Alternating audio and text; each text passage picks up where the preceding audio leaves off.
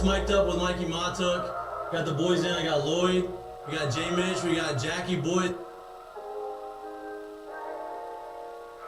He tried to jump up, and he might have knocked it in. Good timing. Let's go. What a start to the Monday. I mean, I'm from Lafayette. My boys would come in and say, oh, God. So me and Joe on the ground. I got Joe in the headlock. And he's sitting there. He's punching me in the stomach. Like, punching me. Here, is everyone sitting around? Who here thinks Ochinko can practice today after having 5 full beers? And he goes, Chad Jones, right? Chad's doing the team. 6 minutes. For 7 minutes, right? Chad's like, no, man, I don't think Ochinko can practice today. And I was like, I look back, I'm like, Jesus Christ. I saw you there. You were more fucked up than me. On the Spirit plane had some issues, I think. She was sleep farting. You heard her or you just thought it was her? I sat right next to her and I smoked. Whoa. What was that? Time for the show.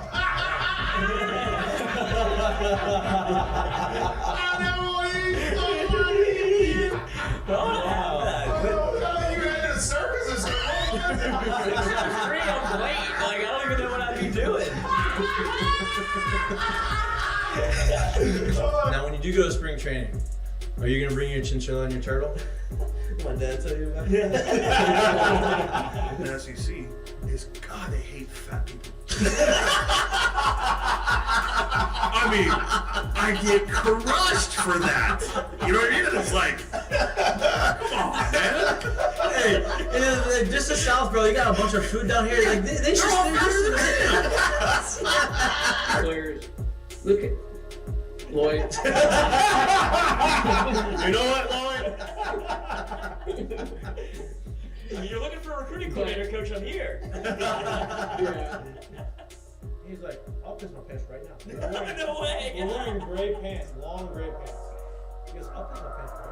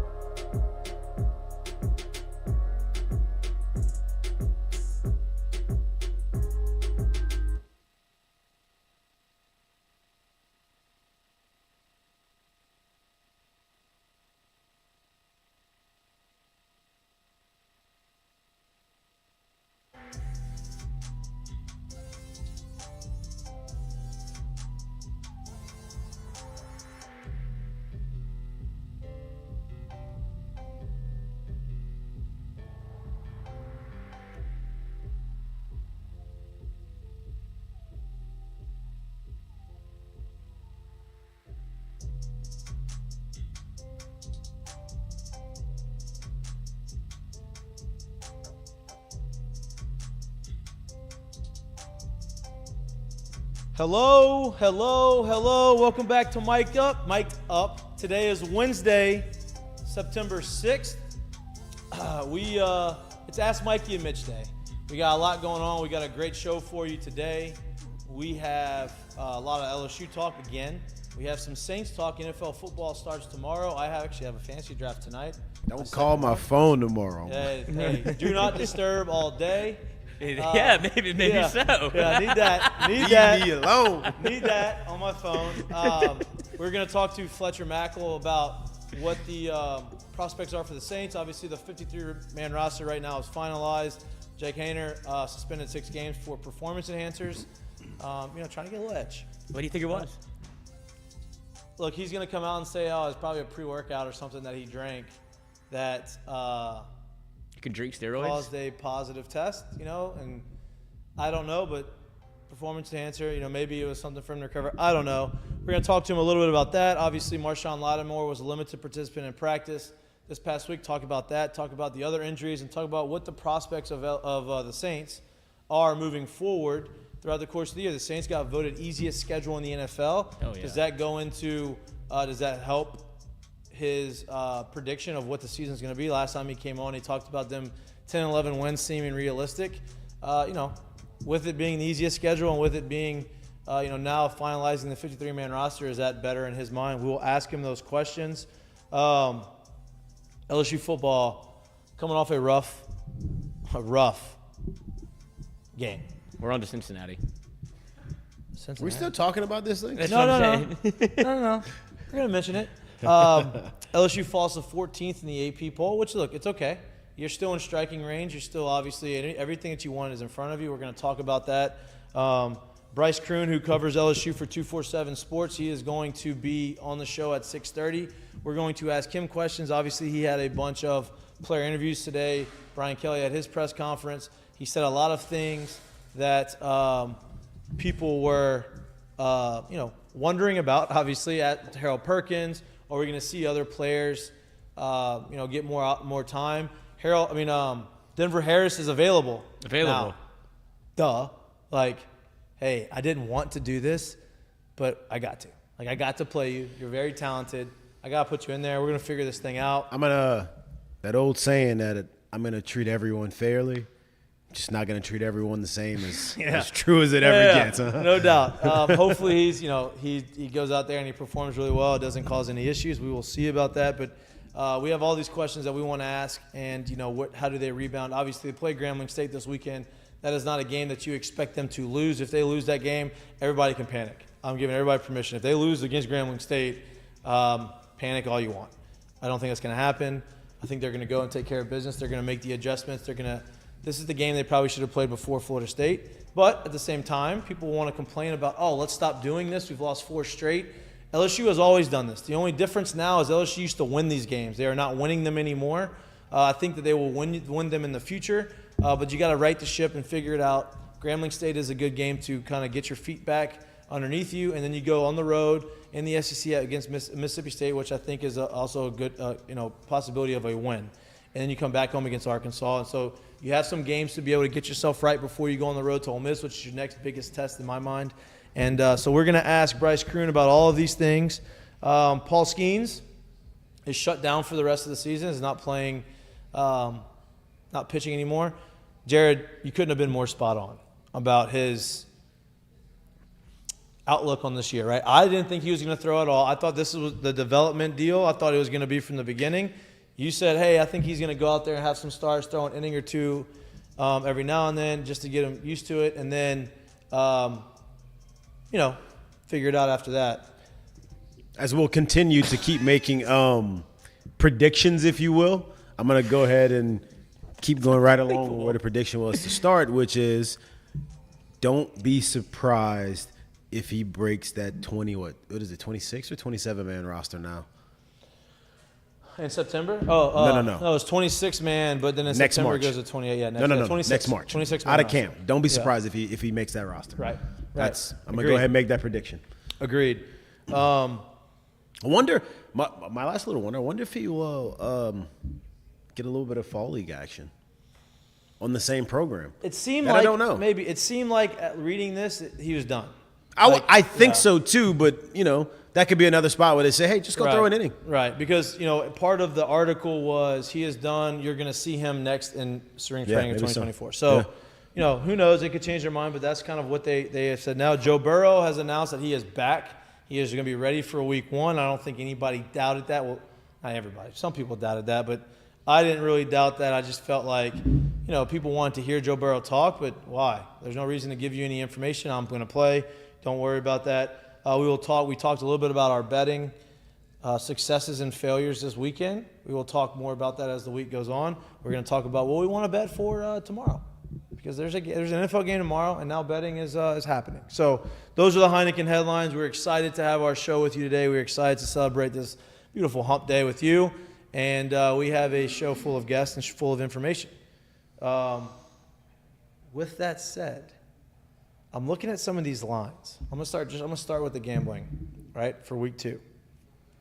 I know it's Wednesday, it's not, but listen. You got football tomorrow, Coach. You want to get on some of these lines early. You don't want them to change, right?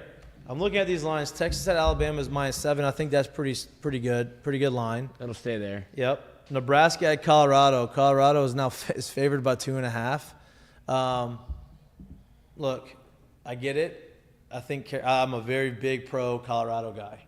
I think Colorado is doing all the right things. I think Dion and the guys they got going on over there, I think everything's great.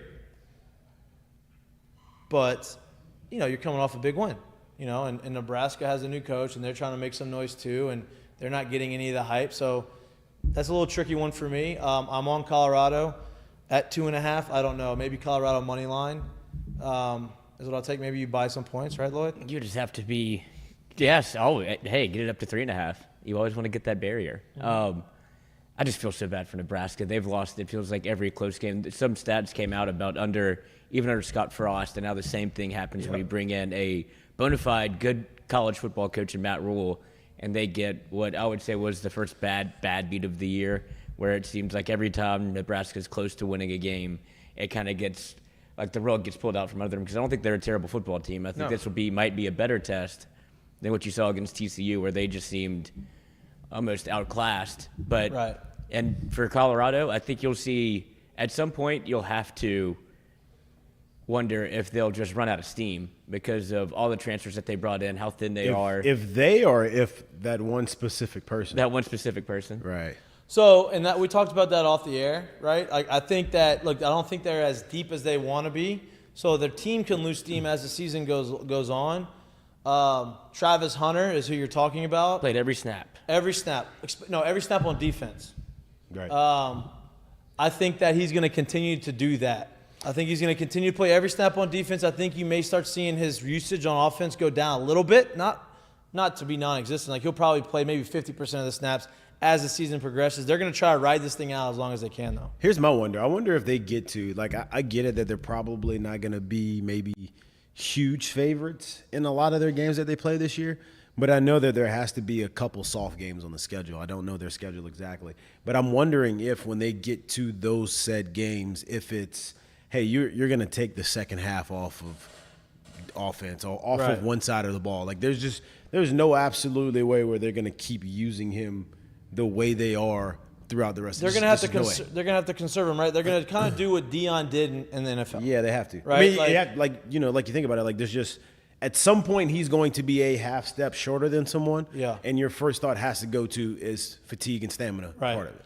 And with the quarterback you have and the running back you have over there and the grasp of the offense that Shedeur has, I would imagine that, hey, you know what, we need you more on defense than we do on offense. So, we're gonna cut you down there. That's what I would have to imagine. We will see, but that 2.5 kind of tricky. Ole Miss at Tulane -7.5. I think I like Ole Miss. I do. Tulane's almost becoming impossible to ignore. I know. Where every time you see these short lines, you're like, I guess it might just be because of what we've never seen Tulane be good like this, and the way that the way that they're playing. I bet against them last week because I thought it's locked. I got you because I thought the line was short. Oh, keep talking. Yeah, let me go get the door. But that's what I say. The Tulane lines are they keep getting shorter and shorter. And Ole Miss, if anything, I'm looking at the over. I don't even know what the over/under is there, but I think I don't know. Listen, Ole Miss is supposed to be good, right? Like, if they're supposed to be the team that they think that they are, they go to Tulane, and I know Tulane's good, and Tulane may have one loss all year, right? And this may be it. But if they're as good as you think that you are, or they are, they go in there and they take care of business and they cover the 7.5. It'll be nice to see them with a challenge, right? Like, we watched them go out and put some points up last week. This is going to be a challenge for them. They're on the road in New Orleans against Tulane, who is obviously very hungry to beat an SEC team. Yeah. We'll see. 7.5 is the number. I like Ole Miss there. I like them over. I like that number 7.5, which means they got won by 8. A&M 4.5 at Miami. I'm just going notable games. Obviously, I'm not going through the whole schedule. I don't mind that line. It's at Miami. It's A&M. I think people are still unsure about A&M, how they're going to be, how's Wegman going to be, the whole deal. We'll see. 4.5 seems like a good number. Oregon, this is the one that I think is a rat line. Oregon is at Texas Tech. Oregon is favored by 6.5 points. Oregon has Bo Nix as their quarterback. Bo Nix is supposed to be a Heisman favorite. They're going to Texas Tech, who just lost to who last week? Anybody? Bueller. Anyone? No, I don't Wyoming. know. I believe. Wasn't it Wyoming? West Virginia? No. Was it West Virginia? I think it was Wyoming. Am I wrong? Looking No, it West up. Virginia lost last week, so Yeah. it wasn't West Virginia. Bueller? Bueller? I don't know. Bueller? Oh, yeah, Wyoming, 35, Wyoming. 30, 35, 33. Wyoming made a big comeback. I knew what it was. I was just wanted to confirm myself. Wyoming made a big comeback, beat them at Texas Tech. That line is only 6.5. Oregon is supposed to be better. That's kind of scary to me. Why is it that low? Right? Is that just, do they know something that we don't know? I'm not sure. But that's the other line that I am, kind of concerned about. Don't chase the cheese. Don't chase the cheese. You know how many points Oregon put up last week? How many? 81. 81. Who'd they play? I don't know. You scored any. Tinker Tech University? Portland State. Okay, Tinker Tech University. Yeah. Is But that- I mean, is hey, that it's hard to put put up? 81 up against anybody. You're right. You're right. But, and even more reason why the 6.5 is a ratty Used up all line. the points. Yeah, so those are the bets that I'm talking about right now. Now, as far as the game tomorrow, NFL game, you have the Chiefs, which our friend Lloyd had a fantasy football draft and drafted Travis Kelce in the first round. Now Travis Kelce's out. Tough. That's tough tickets right there for you. But you have NFL football starts on Thursday night. Obviously, this is the first Thursday night football game that is, that everyone is very well rested. They're not coming off a short week, obviously, because it's the first game of the season. Detroit at Kansas City. 4.5. I know Hey, because Kelsey's out and they don't have a lot of experience on the outside for Kansas City. Obviously, Detroit is coming in with all of the momentum based off of last year. You have MCDC there who is, doing an unbelievable job of turning that around. Jared Goff is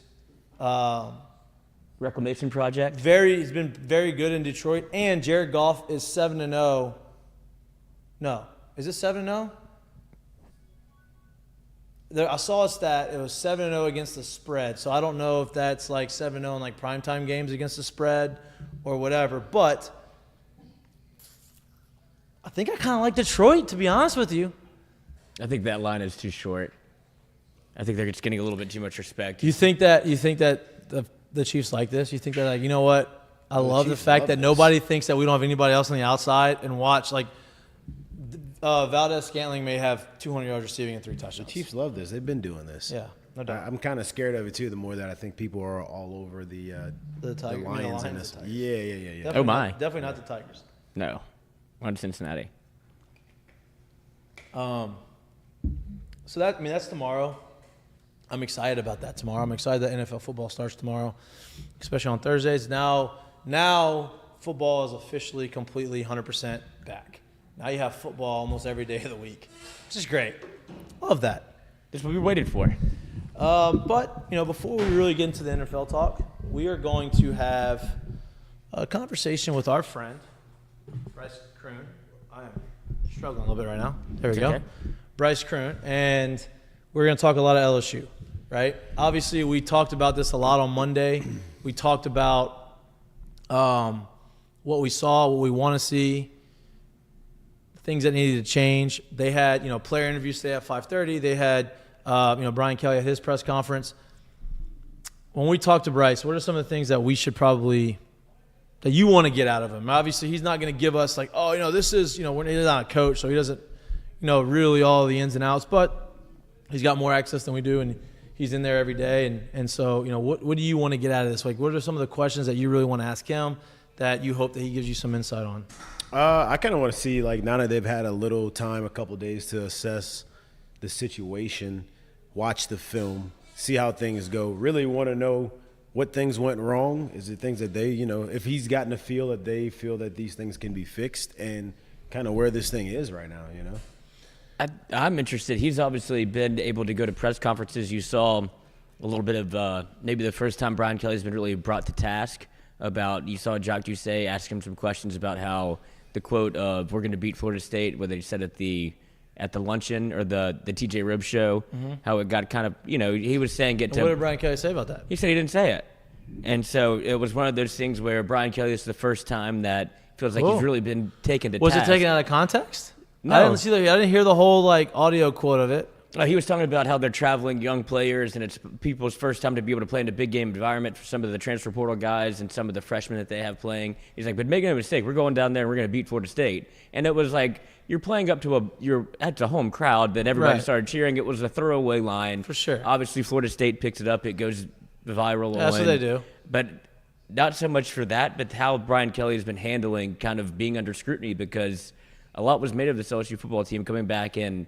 It wasn't so much that you lost, it was how you lost, and how questions around Harold Perkins, all the decisions that you made, none of them really went went the right way for what we were told and how this team was supposed to perform in week 1 against Florida State. Yeah. And he had all year, and he didn't look very good. For sure. And for me, it's like I want to know how many new faces are we going to see on the field against Grambling State, right? Like, obviously, you played the veteran guys in the first game. It's the biggest game of the year at the time. Like, it's a top 10 matchup.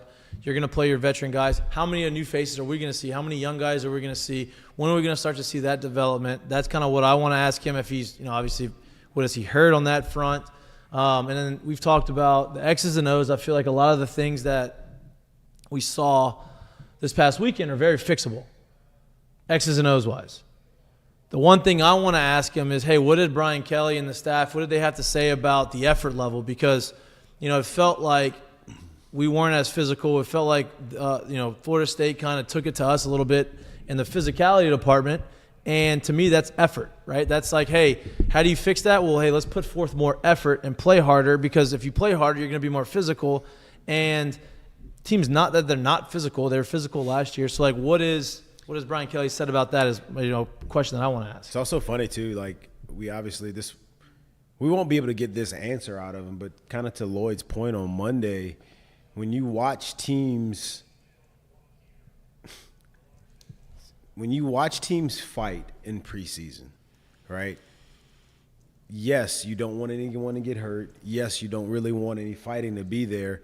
But to be able to play football at a very high level without a mean streak, if you will, and understanding how to get after someone is virtually impossible to do.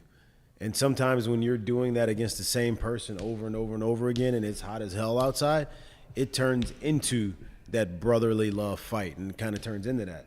And you really do see year in and year out a lot of these teams that are really good, whether it gets actually put out into the media or not, things like this happen. And every coach doesn't want it to happen, but, for the people, I guess, that have kind of kept up with Hard Knocks and watched Hard Knocks, you didn't really see Robert Saleh, basically stopping the fighting. He just kind of, stood on the side and, understood that I need him to start getting after each other. Right? And that's kind of a thing when it comes to football. And, we heard a lot about the fights that kind of happened early on, and kind of how they were dealt with and kind of how they were shunned. And I'm not saying you encourage fighting. That's really not at all the thing. But there is some inherent activity that kind of comes along with playing football. And sometimes there is little control you can do about it before, as opposed to being able to police it on the back end of it, I guess. No, I agree. I agree. And BK even addressed that too in the press, where he said he was talking about the discipline of the team, and he was like, maybe you don't want to be a team that has 0 penalties going into the second half. He's like, you don't want to be Florida State. I was proud of the fact we didn't have 10 penalties for whatever many yards. He's like, but maybe we overcoached it to where you should have some penalties. They played a little bit reserved, and the reason that it worked last year, I think, is because of how undisciplined the team was under Orgeron, where it got out of hand, where it was you didn't have any discipline. There's field and stemmed all kinds. There's two different types of penalties, right? There's the procedural penalties, which is focus and lack of focus, and that's what you want to be disciplined on. And it's the effort penalties and, hey, some personal fouls because maybe you went a little too hard for too long. I'd rather pull you back than try to push you forward, right, and try to motivate you to play harder. So, the fact that, Florida State had some personal foul penalties, yeah, it sucks, especially in timings.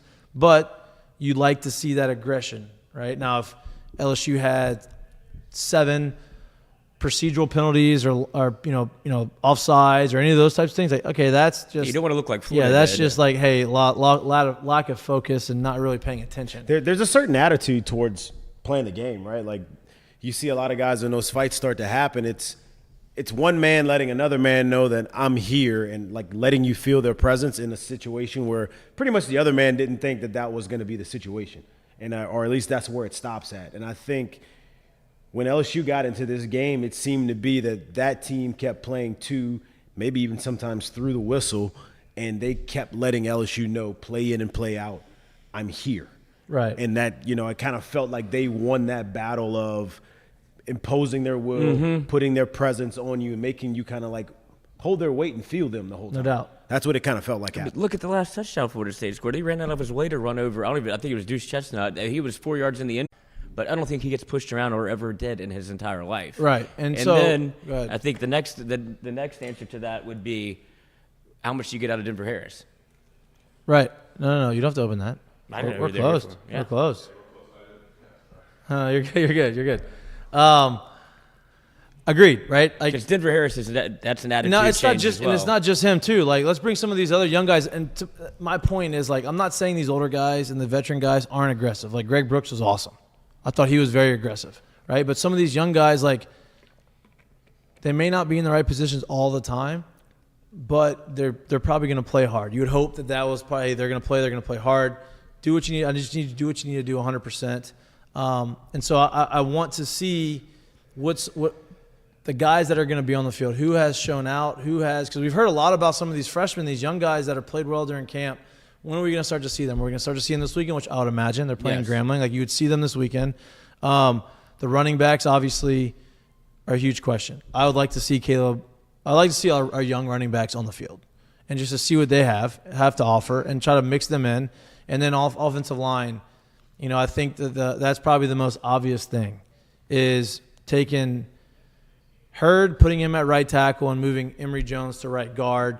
You know, the comments that Frazier said, allegedly said to the defensive line at Florida State, this is coming from the defensive lineman's mouth. So, you know, it could have been exaggerated or said to, you know, kind of throw salt on the wound, so to say. But if he did say that, then that's an issue. You can't give credit to somebody else while you're like, that's not competitiveness. Like, that's not.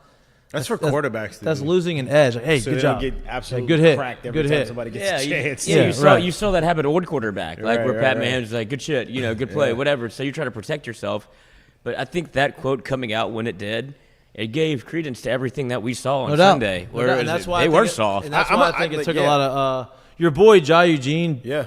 Did you see what he tweeted? I saw what he tweeted. I saw what Brandon Taylor talked about. I'm like on the train of I could care less right now about X's and O's because at the end of the day, you're playing a team this week that you should beat, right? What I want to see this week is them literally imposing their will, a mean streak, them kind of not creating but regaining an identity in what they're doing and regaining an attitude and a swagger on the field because that was not there from play 3 last week. Like, they ran those first 2 plays, got up and down the field, and then they just got bullied from there on forward. 100%. And I want to see them kind of go out there and change that narrative, change that attitude, change that thought process to where anybody feels like they can get on the field and just, hey, man, we will maul you at some point today. Right. You know, that's an attitude. Little adjustment on the show schedule. Obviously, it's Ask Mikey and Mitch Day. Bryce Koon was coming on at 6:30. He has moved now back down to 7:15. They had an extra interview that he needed to conduct. Pretty important one. A pretty important one, which is a question that I would like to ask him about the guy he is interviewing. I think the person that he is interviewing now that is open to interviews now is going to be a big asset and a big addition to our team as they move forward. With that said, I know we haven't given you much time to ask questions. Lloyd, do we have any questions in the chat at all? We have a slew of questions that came in through Twitter for Ask Mikey and Mitch. Is that what you're Perfect. doing? I was thinking that we should do Ask Mikey and Mitch to kind of get to the Saints talk with Fletcher, and then we get to the LSU talk after that. And also, I will put it in the YouTube chat. If you are here and want to get your questions asked, just put hashtag AskM&M, Ask Mikey and Mitch, and I will search and read them on the air. Sound them out. Yes, phonetically. Today, Junior. First one up for Ask Mikey and Mitch.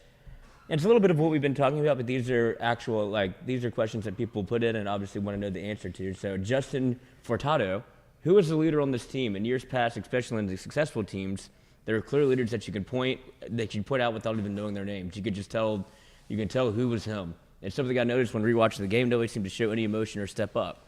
I think that we're all kind of felt that way. Very good observation. All right, I think we feel that same way.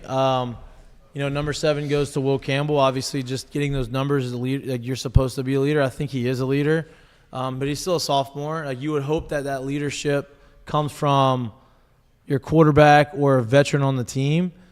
Unfortunately, the only really 2 veterans that you would imagine that have that say on the offensive side is Jaden Daniels or Malik Neighbors because he's a junior and he's been there for a few years. And so you would like to see one of those guys step up. Defensively, Greg Brooks seems like he would be one of those guys. Mekhi Wingo got 18 for a reason. He seems like he want to be those guys. And he has earned the right to be able to say something. He's the only one that really played his ass off. Played his ass off. He did. He was everywhere. Like he was in the backfield. Like you even heard the announcers like, Kirk Herbst's like, damn. Like 18's everywhere. 18's everywhere, right? Like 5 he's getting in the quarterback backfield. pressures. Like he's doing what he needed to do. So for me, like those guys should be the leader. They haven't. If you haven't seen it, they probably should be a little bit more vocal. But that is something that I would like to see. I think like the leader in these situations, especially in situations like this, like I don't necessarily need to see it be a veteran. I don't necessarily need there's no criteria what actually needs to be a leader. But I think everyone knows on that team that if a guy stood up that was taking care of his business every day and had his mouth, had something to say, I think you automatically realize who those people are. And there is, all right, I'm going to listen up, especially if he's taking care of it and he's on the field every day. Right. So whoever that is, I think that's the people that kind of need to step up and right the ship and do it quickly. No doubt. And y'all talking about what Brandon Taylor said and Jai Eugene retweeted it, I'm just looking at it now. There might be some credence to what they're saying. I said that, remember? Yes. Or I don't know what tweet you're about to read. No, that's what made me go back and check and see what it said, but it's a lot of developing through the transfer portal as opposed to being a 4-year guy or a 3-year guy where you went through multiple summers with each other. You know who the leader is. I'm just going to tell you, dude, like I'm when it comes to the football side of the transfer portal, me personally, just me, I'm not in – I don't think there's a lot of the guys, if you will, transferring year in and year out. Right. The teams are usually keeping those guys some way, somehow. Mm-hmm. I think it's a lot harder, especially with the NIL and those situations that are thrown around in football. I think it's a lot harder to find those situations. So I'm not down in the portal and the team that they've gotten or the guys that they've gotten in there so far. I'm not sure that that's the way to go about building your team. No doubt. I think that you use that as an addition, right? You don't use it as, hey, I need to build our secondary or build part of our team through the portal, right? I think you develop with recruiting and then you add the pieces that you don't have yet there and you allow for some more development. So, to what Brandon Taylor, Brandon was on the show before and he's great. Right. And Jai Eugene's awesome. He's one of the funnier guys probably out there. One of the better teammates I've ever played. His son's a baller. His son can play. Yeah, and so Ain't nobody wave a towel like Jai Eugene. One of the better teammates I've ever played. right. And so like those guys, like that matters, especially in locker rooms and on the field. And so, I agree with them because I had mentioned that on Monday. Like, I would like to see some more development in the secondary from freshmen, not saying, hey, you know what, we're going to throw, these veterans out there in the portal. Like, you just don't know. To your point, you don't like they're in the portal for a reason. Before the portal was a thing, you were forced. This to put game's these so young guys. physical, man. Like, if I could be the best player or not the best player in the country, and for me to transfer to another school and be able to hit a slider is a little bit different than getting leaned on by a 300-pound lineman. Right. I got to be willing to do that for more. The of game a reason. of baseball doesn't really change. I got to be willing to do that for more than a reason to just myself. Yep. Right. Like, I got to be willing to take on this pulling guard for more than, man, this is what I came here to do my last year. Yep. I'm doing it because this dude right here, that's my guy. Right, like it's a little different in that sense, and similar to what Deion's speech was like. Yeah. Well, not only that, I would say you could even take it even to what you saw with the LSU baseball team, because that was one of the concerns coming into the year when you added like key players through the portal. But baseball's a little different because That's you're getting superstars in the portal. Right, that's what I'm saying. Like, I think it was still a question though, right? Like, 'cause even if you are getting superstars, you're getting guys that could come in and change the culture for for the worse. Right. But instead, you had guys like Paul Skenes that came in and you didn't know what his personality was like, and he was the catalyst for the team where he's doing stuff that, I don't know, if it seems like you fit in well with, like whether it be T-shirts and then being the best player or one of the best players on the team. I don't disagree with any of that.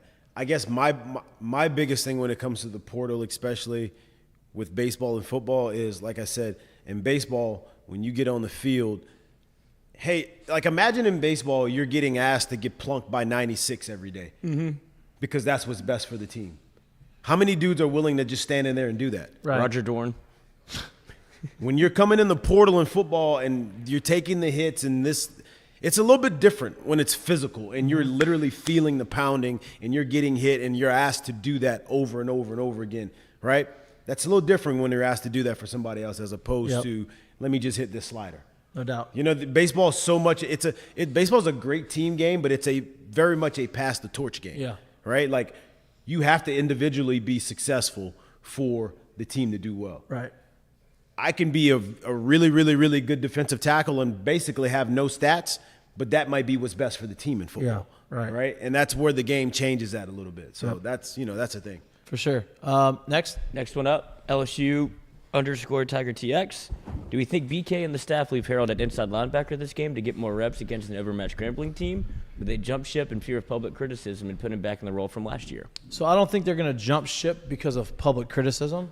I think they're going to I don't think they're going to completely jump ship. I think, Brian Kelly mentioned today, he kind of said a bunch of words, a bunch of different things. Like he was very political about his answer, which, I get it. You can't say something and that it's a guarantee and then you look at a game plan and say this isn't the right way, and then everybody looks at, well, this is what you said. I think that he's going to figure out the best way to use him. I think you're going to see more of what you saw last year, but you're also going to see him try to develop as a middle linebacker especially in some of these games. I think when games matter, you're going to see him go be Harold Perkins, go rush the passer, go spy this guy, and just play football. I think you're going to see a lot more of that, especially in some of these bigger games whenever you need a guy to spy the quarterback. It's a very fine line and a very tough thing at what they're trying to do, right? Because you're trying to develop him as an inside linebacker. Where in this last game there was 20+ plays that he played in coverage and less than 10 plays where he rushed the passer. I think we all know that he is probably, I'll be fair to the rest of the team, probably the best pass rusher on the team, right? If that's the case, I need that guy to be able to get after the quarterback. I would imagine that they'll try to get to where, whether it's first down or whether it's third down, whether it's fourth, whatever it is, that in these situations where they really feel like they're going to get a pass play and they want to rush the passer, I would imagine they'll start trying to get him in a situation to do that. Now, the only thing that comes with that is 3, 4, 5 games into it, that becomes what you put on tape. And now that becomes very, very easy to game plan against, right? Harold ain't on the line. This is what we should do. Harold's playing back here. This is what we should do. So like that's the fine line you kind of push with that thing and them trying to develop him as an inside linebacker, but also understanding that this is what he's really good at. This is why Matt House and why that staff gets paid what they get paid. Yep. To figure these things out. Right. Because it's not as easy as what people think. But I'm in the camp of I'd like to see Harold in the backfield more than I would like to see him making tackles 8 yards down the field. No doubt. And that's just me. That's the reason I think that they wanted to make the move was because it became a lot of what you saw on tape and became, I don't want to say he was easy to game plan for, but it was a one-trick pony. You knew what Harold Perkins was going to do. He's either spy or coming off the edge. And when you got later in the season, you saw Texas A&M effectively take him out the game. You saw Georgia effectively take him out the game. So they tried to make him a little bit more versatile. And it didn't look great the first. He looked confused. He looked slow. It's going to take some time. Right. But I think another reason for the move maybe is because they are so limited at linebacker. They don't have a lot of depth in that spot. So it's almost a move to the middle out of necessity. Just because you can name 4 linebackers and that's all they have on the roster. Right. I think it's fair to say too that they can name 4 linebackers and that's all they have on the roster. I think it's fair to say that they're not very confident in the ones that are left to actually get out there and do the job correctly right now too, right? Because, hey, if that's the case, if we're just slim at that point, well, we still got to play him because he's good enough and this guy needs to be here. I think they feel like, man, I don't know if he's good enough, whoever it is that's behind him to get in that spot, we need him here. Yeah. Yeah, there is going to be a lot of public pressure, which I think is interesting because everybody saw how dynamic Harold Perkins was last year. But I think this is going to be worth it in the end if they continue to stick with it and the light bulb comes on and you see Harold Perkins being even more dynamic than he was last year and changing games in a different way and still being able to rush the passer. Where now you're looking around and it's like having an offensive player on defense. 100%. And I think that's what they're going to eventually try to get to. But so I don't think they're pulling the plug on it. No, they're not. I just think there's going to be a balance, like you said. All right, next. Especially in this game, too, by the way, because here's the game where this is the chance for him to kind of level up, play faster, play freer, and see if it can go into the next quote-unquote big game. Right. Next one up, H. Fournette. Why does JD5 look the same as last year? And all offseason, the predictions were based off him taking the next step, but yet so far there's been no step taken. You want to take this one first? Yeah, I'll take it first. I mean, like, I'm not exactly sure what people are expecting to see from Jaden Daniels. Let's get this clear. His style of play is not Nussmeier's style of play. Or Joe Burrow. And first off, too, like, I love Joe. Joe is Joe. Joe is him. Joe is that dude. But we didn't realize it then that he was playing with two of the top 5 players, other players in the league at the time, too. That's helped him a little bit as well. Let's not go ahead and twist that up a little bit. We need to get off the fact of thinking that just because you are a quarterback that we're going to see you push the ball down the field 30 yards every time you look up to throw. That's not really going to happen. And guess what? He also did it twice in that game. One of them was caught for a touchdown. The other one was dropped for a 40-yard gain. Yeah. Hit him in the chest. We could sit here and say, he underthrew. Still got to catch it. It hit his chest. It hit 2 hands. That ball's got to be caught. I don't care. Any receiver coach will tell you that ball needs to be caught because if it is caught, it's a 40-yard gain and it flips the field. It also changes how they play you on defense. It has to be caught, right? So if those two plays are made, you kind of look at this thing a little bit different, right? A little bit. It opens up things a little bit more. So the thought process that this is just on him and why isn't he pushing it more down the field and we need to push it, he's not going to play like Nussmeier plays the game. And that needs to just be understood at this point. And I think a part of it's going to be, I mean, part of it is not on Jay. Like, why have we not seen something different? It's been one game, 1. 2, because I saw a little bit of different from him. I saw him stay in the pocket a lot more than he did in the first. We want to. Yes, more than I wanted to, right? Because it seemed like he was trying so hard to stay in the pocket, almost like they were calling plays for him to do that. I think a lot of that falls on the play calling. Yep. Right? I think you want to see him push the ball down the field. You can only push the ball down the field when the plays are called for you to push. You can't throw the ball down the field to nobody. Yep. You know what I mean? Like, you have to go out and you have to play within the scheme and within the plays that are being called. So, look, to everybody's point, I don't think he played his greatest game. I think he'd admit to you that he didn't play his greatest game. But I also don't think that we need to temper the expectations of, he's going to start airing this ball out 30, 40 yards every time. Like, that's not going to happen. It's not going to happen. Right? And that's not his style of play, and that's okay. That's not many quarterback styles of play. Right? What needs to happen, honestly, we touched on this Monday, what needs to happen is that pocket needs to start moving. Yes. Bootlegs more need to start happening. You need to start giving him more of the run-pass option outside of the bread and butter play that we all love. Right? The little tight end, run-pass option there. Outside of that play, you need to start getting him on the perimeter and not as a standing duck because now you're giving him the option to use what I still think, I don't care if he throws for 4,000 yards this year, what I still think is his best tool, which is his legs and his feet. So absolutely. I mean, I couldn't agree more, and I think you're going to start to see him progress. I think that I'd like to see them get him more in a rhythm earlier, which is part of what you just said. So, look, you're going to see it. Has he progressed? I think he has. I think he understands the offense. I think he makes the reads better. You saw him go through 1, 2, 3, 4 reads. You saw him stand there and be more comfortable. Through a couple times. Like, he made some bad throws. Like, he went through the 4th read one time and tried to check down. He overthrew running back. That would have been probably a 15-yard gain. Those things happened. His first game of the season, I think that he has progressed. You're going to see him progress.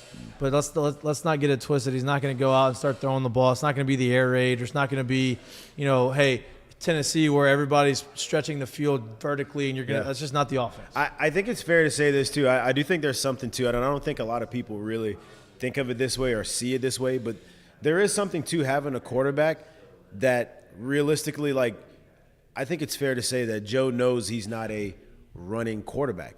Joe knows he's mobile in the pocket, and he can move around in the pocket and find spots to If he has to run, get on the platform to make the throw. But Joe, his entire life, never looked to, hey, if it ain't there, I'm going to run this thing for 40 and score. right? That's never been him because that's not really what he does. And so just off of that alone, through life, you gain basically a feel for, well, I know I pretty much have to stay here. How can I maneuver here and still deliver?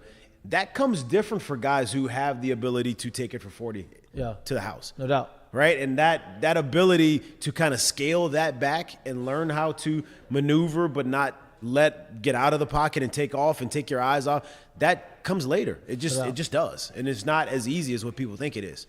And I think, Joe was here, and it's so easy for all of us to act like That's what Joe it's was supposed to supposed look to be like. what's going to happen. Yeah, but that's once the in a gold standard generation for type all guy. of football, too. Right. Like, No that's doubt. it. That's what it is right there. That's doubt. what it looks like when it's all said and done, and you say, hey, he might be a Hall of Famer. That's what it looks like. Right. I'm not sure you're going to find that everywhere. D1 football and in the NFL as well. Not every year either. No. That's not realistic. No. All right. We're going to continue the Ask Mikey and Mitch segment towards the end of the show. Fletcher is very prompt. He's in there. He's waiting in the on-deck circle. Hell of a background. Yeah, great background, I'm sure. He's three-time Sportscaster of the Year in Louisiana, so he better have a great background. We love him on the show. We're going to take a 30-second break, introduce him, get him back on the other side. We're going to talk Saints. I'm sure he can dabble a little bit in this LSU conversation, but we have him here talking a lot of New Orleans sports, and we'll be right back. You're watching Mik'd Up. On 3723 Government Street. Everybody knows about their world-famous steaks and their hot tamales, but what you may not know is that they're open for lunch every day from 11 to 2. Great people, great environment. Their lunch I got menu you. is Sorry to be on fire. the handheld What's the best thing on the phone menu? again, but I was at 6 If you p.m. haven't tried it yet, you need to try the burger. Look, I got- Unbelievable. Best burger in town. Best burger in town. If you're looking for lunch, 11 to 2 at Doe's Eat Place. Again, they're located on 3723 Government Street. Give them a shot.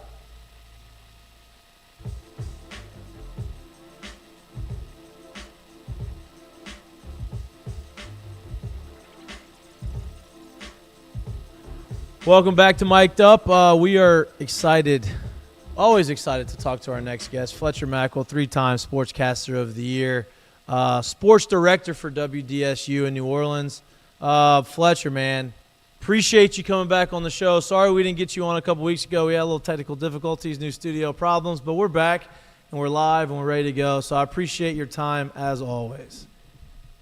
No, thanks for having me. And look, I'm on location for Wow. you, Mikey. Look at I've that. been Wow. at Saints camp all day, bringing you the real thing here, standing in front. I'm sorry to be on my phone, but I felt like if I'm on my phone and I'm holding it with my hand and it's going to get shaky, I could at least give you. No, this is great. On location, I am here. Love it. This is great. I love that. Let's jump right into it. You're obviously at the facility. You've been there. You've been around the team. It's NFL starts now, right? The first game of the season is tomorrow. Football season is very real. It's very here. It's completely here. The Saints play Sunday against the Titans. There's been some injury concerns. Obviously, Marshawn Lattimore is back at practice, but he's a limited participant. The running back position's kind of beat up. What are you seeing with the injuries and with Marshawn? Is he going to be back? Is he 100%? And talk a little bit more about the other stuff, the other guys that we're going to be missing. Yeah, I hope Marshawn is back because he had a fantastic training camp. He's such an elite cornerback. And look, they've got weapons, not only Derrick Henry, but you look at, with what they have with Hopkins and Burks. I mean, look, I know Tannehill is not considered some elite, amazing quarterback, but Tennessee has snuck up on that AFC for years and years and years. This was a team that was off to a great start last year and just kind of, did a nosedive when Tannehill got hurt and really cratered at the end of the season. But Mike Vrabel teams are hard-hitting teams that get after it physically, so they need Marshawn Lattimore to be ready to go. I think he will be. Look, he had a really good training camp. I think that he may not be 100%, but he's going to be good to go. But running back is where they are really big. Yeah. Look, Alvin Kamara he's serving his 3-game suspension, so he's not going to be here. And then Kendre Miller didn't practice today. He's another guy who's had a promising training camp. They're putting a lot on Jamal Williams. And Jamal Williams is coming off the best year of his career, led the NFL in rushing touchdowns last year. But, man, oh, man, is he a bell cow, though? really Is he a guy that can carry the ball 20-some times a game? I mean, again, I certainly that wasn't his role in Detroit. Right. If anything, he was kind of the guy who was a fantasy star in Detroit because he was a red zone guy. I mean, he was the guy who, when you got inside the red zone, is where he really did his damage.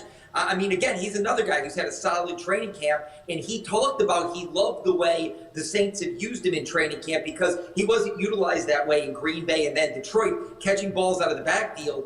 But I certainly can't wait to see what Pete Carmichael does, knowing that the only other running back they have on the roster is Kirk Merritt, who is an undrafted player from Destrehan High School, who's more of a special teams player. I wasn't even sure if he was going to be one of the active guys dressing out if Kendre Miller would have been there, but he certainly is now. And I can't wait to see how they get creative. I mean, I don't know if they're going to line Taysom Hill up. That's all my next question.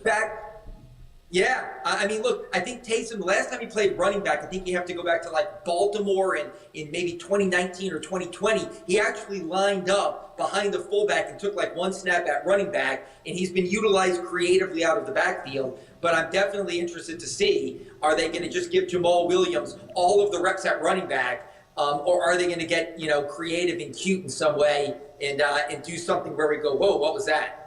Fletcher, I'm so glad you brought up and talked about the backfield. I feel like this entire Saints offense for pretty much the entirety of the preseason is kind of an enigma, right? You don't know if Michael Thomas is healthy or how healthy he is. We don't know what's going on exactly with the backfield. It's kind of slim. We got a new quarterback. This is year 2 of Pete Carmichael as the offensive coordinator. There's so many questions, yet so many possibilities where you can see it being absolutely explosive. In your eyes, what do you expect to see out of the Saints offense to start the year? So, look, I jumped on and I heard y'all talking about LSU. I feel like this reminds me a lot of that. Like, there were, like, all the holes you wonder. Like, is Perkins going to be able to be that guy that drops in coverage, or is he just the blitz specialist? Like, are these little quarterbacks going to get kind of eaten up by bigger wide receivers? Is Jaden Daniels going to be able to get the ball downfield? Are the guys up front physical enough? And it all broke the wrong way.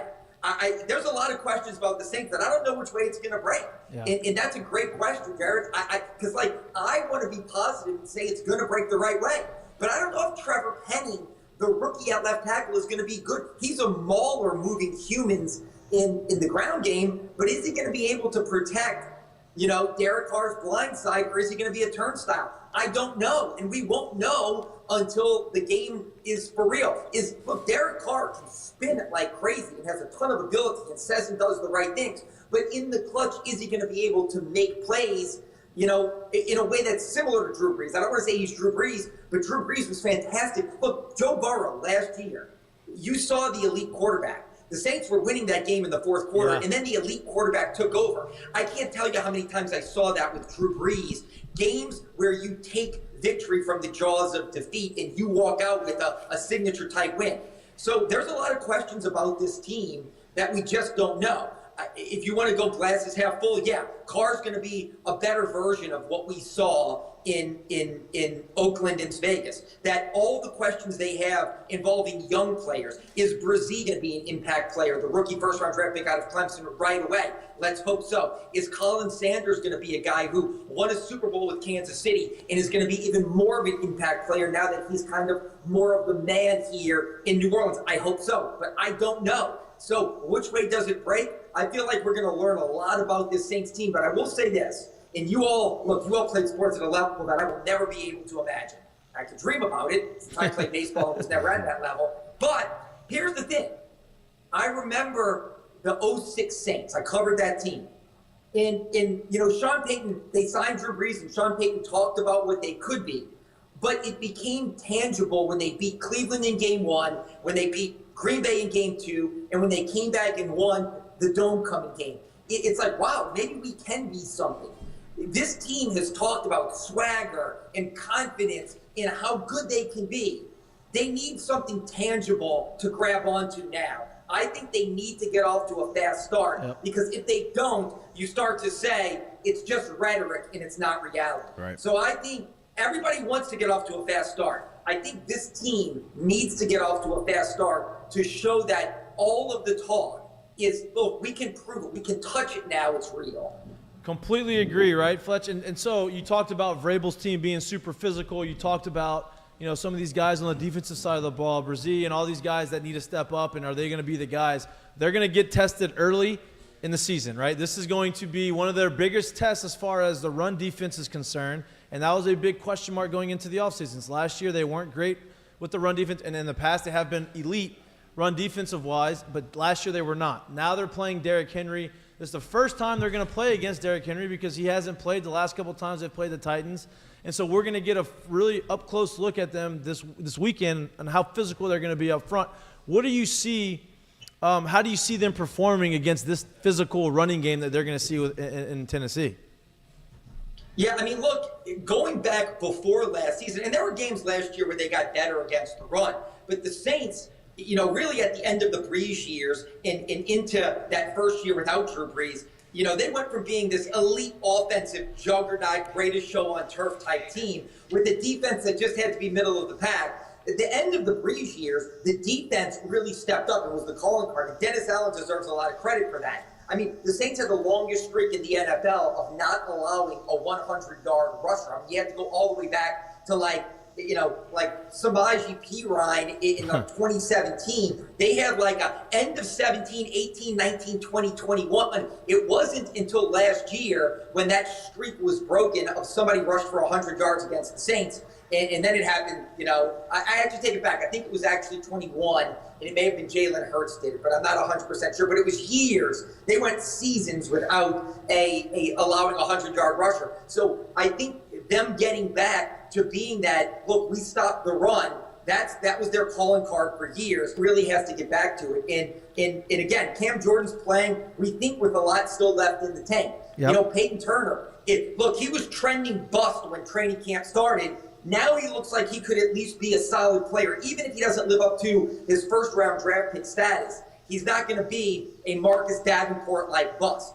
Carl Granderson had a solid camp. And then I mentioned two guys in the middle. Look, they got 3 of their 4 defensive linemen left in free agency, and they just said bye-bye and let them walk. So they have reinvented this line with Ty Grantham, a new defensive line coach, and 3 new starters lining up with Cam Jordan. And the results have looked pretty solid in camp, but it just gets back to that. It's all training camp. They're just going against each other. We really need to see at this point who and what they are against another team, and this is a massive test. Not just Derrick Henry, but look, I covered Tulane extensively, my entire career here in New Orleans, but definitely last year because it was the greatest season ever. Excuse me. And Tajay Spears is a really solid running back that can be a much different type of player than Derrick Henry. So what Tennessee can throw at them schematically is going to challenge them. I mean, that's a 1-2 punch that the Saints had. It reminds me of Deuce McAllister and Reggie Bush, or even Mark Ingram and Alvin Kamara in a different kind of capacity, but players that can keep defenses off balance with how they operate. So I'm curious to see how the Saints perform. This is a big, big test because then you get to week 2. And I don't think Carolina's going to be nearly as good as people think they're going to be. I love Bryce Young, but I think that's an overrated team, and people talking about them being better, I think, is a little too soon. Green Bay is the great unknown, to me in week 3. Yep. Then they've got a Tampa team, and then they've got New England. They've got a lot of question mark teams. This, to me, is their real challenge that they can kind of say, we answered a lot of questions about who and what we are if they contain the ground game and come out with the win on Sunday. And you mentioned a lot about what I think the Tennessee Titans do well, which is being able to run the ball. I was going through the stat line of what Ryan Tannehill did last year, and obviously it wasn't very impressive whenever you saw Malik Willis get some snaps and then they go in and draft Will Levis. If you're the Saints, you really only have to worry about the run game, but is there an opportunity where you see maybe the Titans use one of their, maybe a Malik Willis or a Will Levis, because they've yet to name a number 2 quarterback before the game? Yeah, I mean, look, I loved Will Levis. I actually thought the Saints probably should have taken him. They were invested in Carr, and I don't think anybody thought Will Levis was going to fall to the second round. And the Saints had that pick really, really, really late, that they got from the Denver Broncos. And I thought, if he's talented enough, maybe you take a guy like Will Levis. I think they're locked into Tannehill. They're a team that they were so sneaky good for years. They were just this team that was kind of this grit and grind kind of team. Tannehill's not a sexy quarterback, but they get it done. The ground and pound play defense.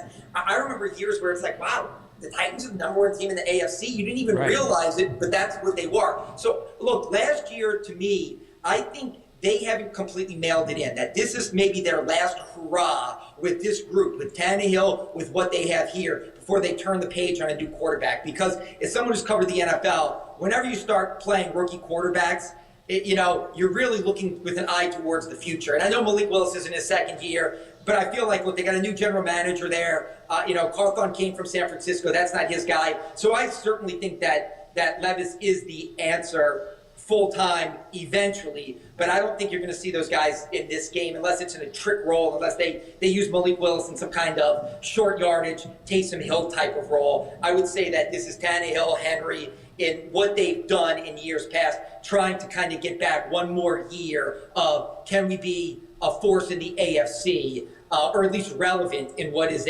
just a loaded AFC one more year before they start playing younger quarterbacks. Speaking of quarterbacks you won't see, that report comes out about from the building you're at right now, from the Saints building with Jake Haener. Were you able to? Can you give us any more inside information as to what what actually happened and what the suspension is for? Is it just a performance enhancing based thing?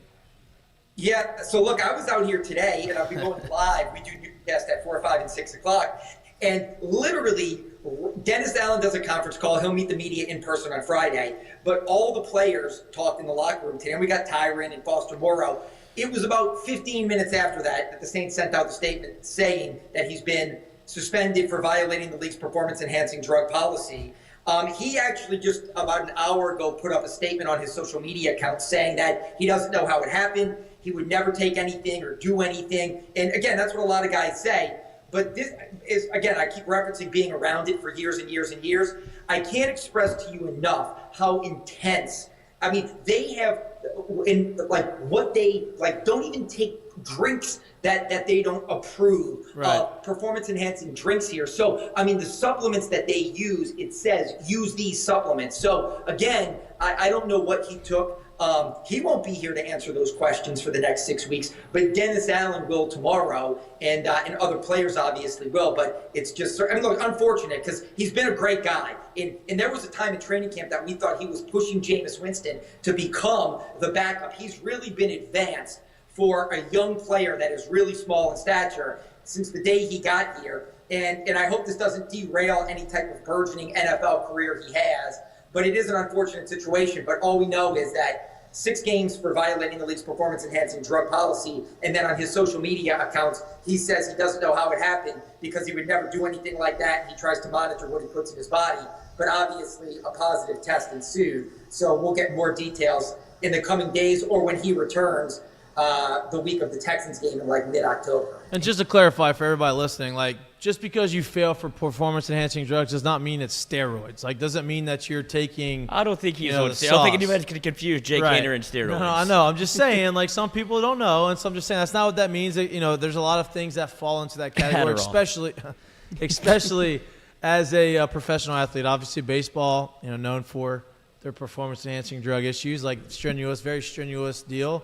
There's a bunch of ways you can get that into your system. So hopefully, like you said, it doesn't derail the progress he's made in the preseason.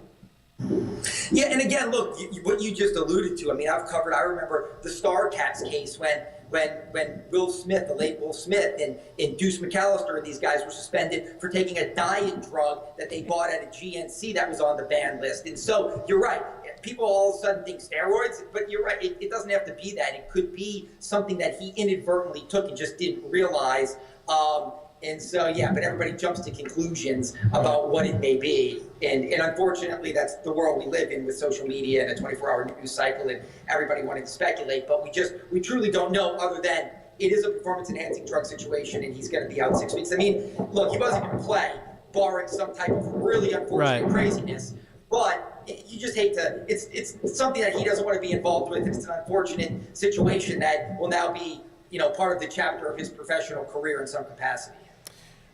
So, unfortunately, in sports, when you get to across the board too, really. When you get to the wrong side of 30, outside of maybe playing the quarterback position, you start to get looked at as a shell of yourself, if you will.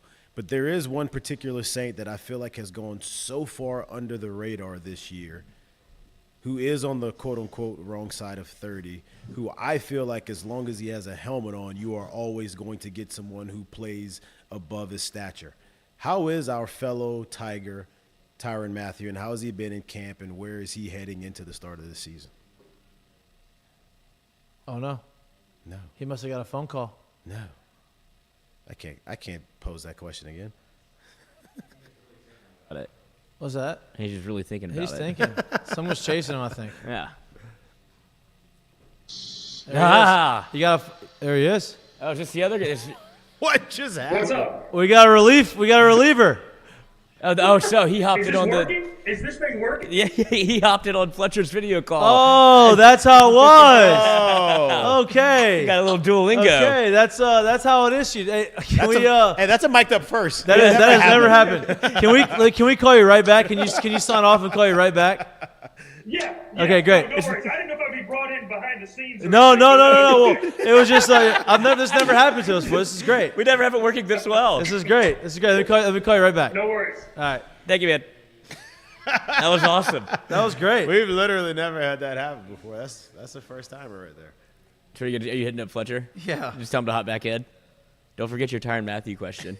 I don't know if I could do that one again. This has happened one time on the morning show where it was exactly what just happened, and we were like, I think we're being hacked. And then somebody else popped up. We're like, no, who? Get out of here. No, it's not your turn. But the only way that we can send these links out is it has to be the same one, or else you have to redo all of the settings and such. I told Fletcher before we switched it that I would let him know when to hop on to avoid this, but then we did the old switcheroo. And we forgot to tell him. Yeah. I think I'm back. He's back. He's back. Who doesn't want to be on the show? Flesh, this never happened. This is crazy. We had a reliever come in, take you out before you're ready to go. Jared had a question. Okay. Jared, ask the question. How much of the question did you actually hear? Did you hear it or no?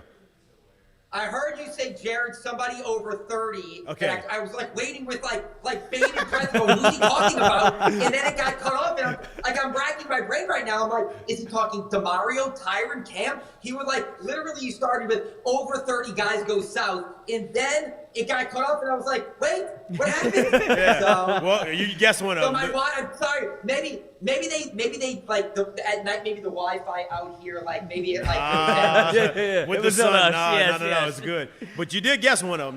That was right. I feel like the question basically was around Tyrann Mathieu in the sense that I feel like he's gotten to this side of 30, and I feel like anytime you see him in a uniform, I personally expect to get a big performance. I think that's just him. That's what he does. He rises to the moment. He plays to the occasion. We haven't heard almost anything out of him in camp. How is he? Where is he at to start this? At the start of this season, and what do you expect out of him this year? Yeah, I would agree 100%. Look, last year, Tyrann got here. It was a great story. The local guy, the Honey Badger, St. Augustine High School, LSU, coming home, all that great stuff. But then, he missed the first week of training camp with what they call the personal issue. And then in the beginning of the season, he was kind of invisible. He just didn't seem to find his footing. I hate when people say he made business decisions, when Mariota and some of these big dudes were turning at him. But he wasn't a great part of the defense. And the defense, Mikey alluded to it. They gave up a few 100-yard games, which were non-traditional for what they had done, in years past. But at the end of the season, I felt like we started to see the Tyrann that was the Pro Bowl player in Kansas City. That was the Pro Bowl player in Arizona. That was the really good player in Houston when he was there. And at the end of the season, I really felt like that's where he found his footing. Those last 4 to 6 games, especially 4 games after the bye. And then this offseason in this training camp, he's been good.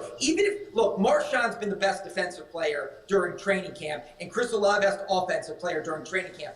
But I feel like last year, one of the things that hurt the Saints was Marcus May and Tyrann Mathieu. Both new, both figuring it out. Mathieu wasn't here at the start of training camp. They're playing games together. The communication wasn't great. I really think they found a synergy, even if we're not talking about him, or even if you're not reading about him. I feel like you're right, that this is the Tyrann Mathieu that I don't know how many more years he has to be an elite player, but I think he's got at least this year is an elite player. And I think I really believe in Tyrann Mathieu this year that we could Pro Bowl caliber type season from him at the back end of the Saints defense. Love that. I think that would be a huge boost. I think that, anytime he's you're playing talking well, about a playoff team at that. Yeah, anytime he's playing well, it brings everybody else up. Fletch, I appreciate your time. One more question. Last time we had talked to you, your prediction for the season was 10, 11 wins. You see that's very reasonable. I still think that's the case. The Saints got voted easiest schedule in the NFL, right? We talked to you with a couple weeks left of preseason. Now that preseason's over with and the season's about to start, are you good with that prediction? Do you think that there can be more wins? Do you think there can be less wins? What do you feel? And obviously we're gonna know a lot more on Sunday. Yeah, I was going to say, I feel like I'm sticking with what I said. Just like all the people that thought LSU's a national championship contender until Sunday. And now it's kind of like, maybe we'll back off of that. Maybe Florida State's the national championship contender and LSU. That reminds me of like Texas LSU 2019. Yep. I think Texas was higher ranked. Ellinger had just gone to the Sugar Bowl saying we'll be back here next year, meaning the national championship. And it was LSU that put themselves on the radar in Texas. They were still good that year, but not great. Yeah. Like, I still stick with the Saints winning the division, being a playoff team. The NFC is wide open. The Saints don't play the Eagles. They don't play the Niners. To me, they've got an easy schedule, a weak division. They're going to win this division. They're going to win 10 or 11 games. And once they get into the playoffs, anything's possible. Now, look, if they go out there and just get wrecked on Sunday, maybe I'm going to walk it back and say that, this team is the LSU of pro football, and maybe the hype and hope needs to take a massive backseat to real teams. But right now I'm sticking with it, and I think they're going to be the NFC South champs, win 10 or 11 games, and once the playoffs start, this conference is totally wide open. Yep. So we'll see. Yep, I love that. Fletch, we appreciate you as always. We love your time. We can't wait to have you back on. Saints, I'm with you. I think the Saints are going to win 11 games. I think we're going to be able to talk to you and have a lot of really fun conversations throughout the course of football season. Enjoy it. Appreciate you being our insider right there at Saints training camp, or not their training camp, their practice facility, and giving all the insights, and we'll talk to you soon. Appreciate you. All right. Thank you. Sorry about the Wi-Fi. No, that was us. No, that was us. That was not you. On our side, not that was you. us. Thanks for working with us.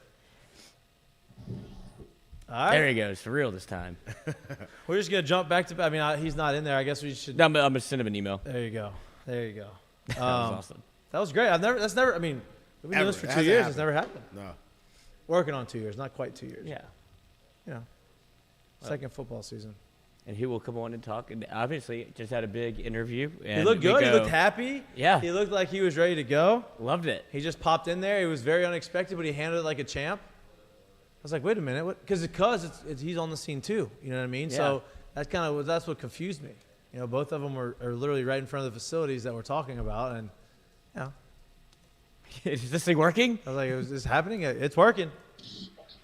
He's back. I hear him again. There we go. There's no even intro. We're just gonna go right back into got him. It back. Yep. We bring in our reliever, Bryce Koon. Love it. Covers LSU football for 247 Sports. Bryce, I appreciate you coming on the show. I know this is your first time on the show. We like to have a lot of fun. There wasn't much fun that happened on Sunday, right? Everybody watched the game. Everybody saw the performance LSU put out. Today you had the ability to interview some of the players and the coaches. What is the feel of that you're getting in the locker room after this disappointing loss on Sunday? Yeah, no, and look, you just mentioned right there, we just walked out of player interviews. And the feeling is obviously one of just kind of a sour taste in their mouths. That was something that Jaden Daniels said. Look, this is a sour taste in our mouths. We don't want to feel like this again. So, what do we have to do to kind of make that happen? Make that not happen again? Obviously, this week, I'm standing right here behind Tiger Stand. This place now might not be standing if they don't take care of business this weekend.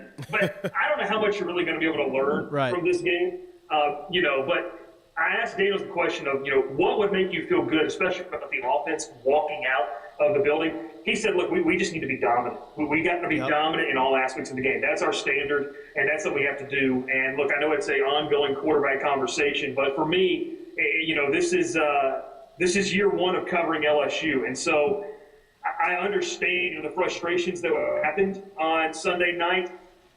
Guys, I sit in the camp of you didn't lose the game because of Daniels. Right, You lost I the game agree. because you got dominated in nearly every single facet of the football game.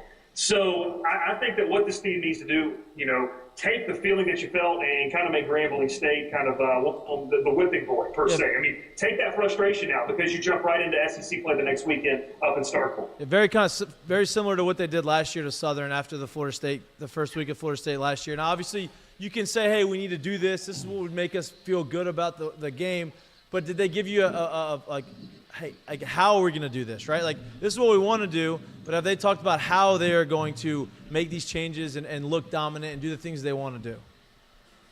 Well, I mean, that's the golden question, right? I mean, we start offensively with it. Daniels was pretty, hard on himself in the sense of he felt like he did too much. I guess, look, as the quarterback of a team, when you see things start to slip away, it's obvious that you're going to then try to take control, and you're going to try to, grab a tighter hold on the reins. And I think that's exactly what happened. And look, you said we got to be able to trust the playmakers. You got to be able to run the football. You can't. This season's going to be a long year if they can't run the football, and Daniels is the leading rusher every single game. And then, he said, look, we got to get on the same wavelength, with our receivers. When you go back to that game, and a lot of people don't want to go back and watch it. My job calls that I have to, so I had to. When you go back and look at it, it really was determined that they felt like they were comfortable on two routes: the comeback route to Neighbors and kind of the out route into flat to Mason Taylor. And he said, look, we've got to do more. Like we can't just rely on that because they're going to start to read that. You can't get away with those things against these teams. So it's the same moniker that they talked about in fall camp. We got to be more explosive. That's just the thing where I think fans were so frustrated that you heard that all fall camp and it just didn't show. Now, a lot of the credit has to go to Florida State, guys. That's a really good football team. Like, that's a really good football team they played. And then defensively, I mean, for me, it would be I got to see Harold Perkins off the edge earlier in the football game. Like, I got to see him utilized to his strengths. I'm not a player personnel guy. I'm not an NFL scout. But what I do know is if you're at LSU and you're going to want to win some big-time football games, he has to be more involved in pass rush off the edge, whether it's from the interior or either side. If you're going to beat the Alabamas, the Florida States, or who you could potentially face in SEC title games. So that's got to happen. Defensively, Omar Speights talked about the fact they can't hang their heads, and he admitted they had to make a choice this week. It's one of those things where, look, are we going to respond from this, or are we going to let this define us? And, when you get to, like, what that looks like, he said, we just got to be more aggressive. Like, he goes, yeah, of course, we knew Florida State. Like, it wasn't a surprise when Keon Coleman walked out there and he was 6'6", 6'7". That wasn't a surprise. We knew that. But you can't let that mentally take you out of the game. And, they're not – I don't know if they're going to face another receiving corps that has the size and talent that Florida State does. But that's just something for me. Like, you can't back down from the mental challenge. And it really felt like being in the building when – the only reason Florida State stopped scoring was because the clock hit zero. Right. Like that's the tough hard truth of what happened. They kind of had what they wanted, and even in that type of game, you have to have a sense of pride. And Spates said they let that get away from them. Like they let that pride get away from them and hung their heads, which is just kind of understanding LSU, understanding Brian Kelly. That's kind of uncharacteristic to have a team that kind of loses that in the middle of the game. A big part of the conversation we had here is how much culture matters and how much caring matters and how much what you put into it actually matters. There's an old saying that says the eye in the sky doesn't lie, right? After talking to these guys a few days removed from them getting a chance to watch the film, do you sense a feeling of maybe, I guess, some sort of embarrassment of what they actually put on film to be out there for other teams to feel that they could actually, I guess, pull out of them or beat out of them, if you will? Yeah, of course. I mean, Daniel said that can't be the tape that we put on there from an LSU standard for a fan base in a program that has this much tradition and pride. When I walked out of Camping World Stadium on Sunday night, I said, that's a team that walked in there and said, we're from the big bad SEC. We beat Alabama last year. We, got to Atlanta.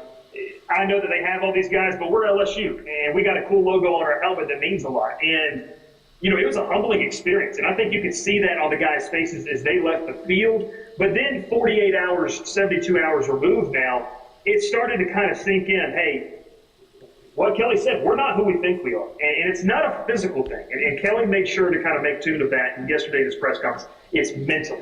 And so I think that this team kind of, it's a brutal wake-up call. I mean, look, nobody likes to get beat that bad on a national stage because you get the Twitter comments, you know, you get the, I'm a part of a message board on 24/7 Sports. It has just been. I can't imagine what you're seeing. I can't imagine.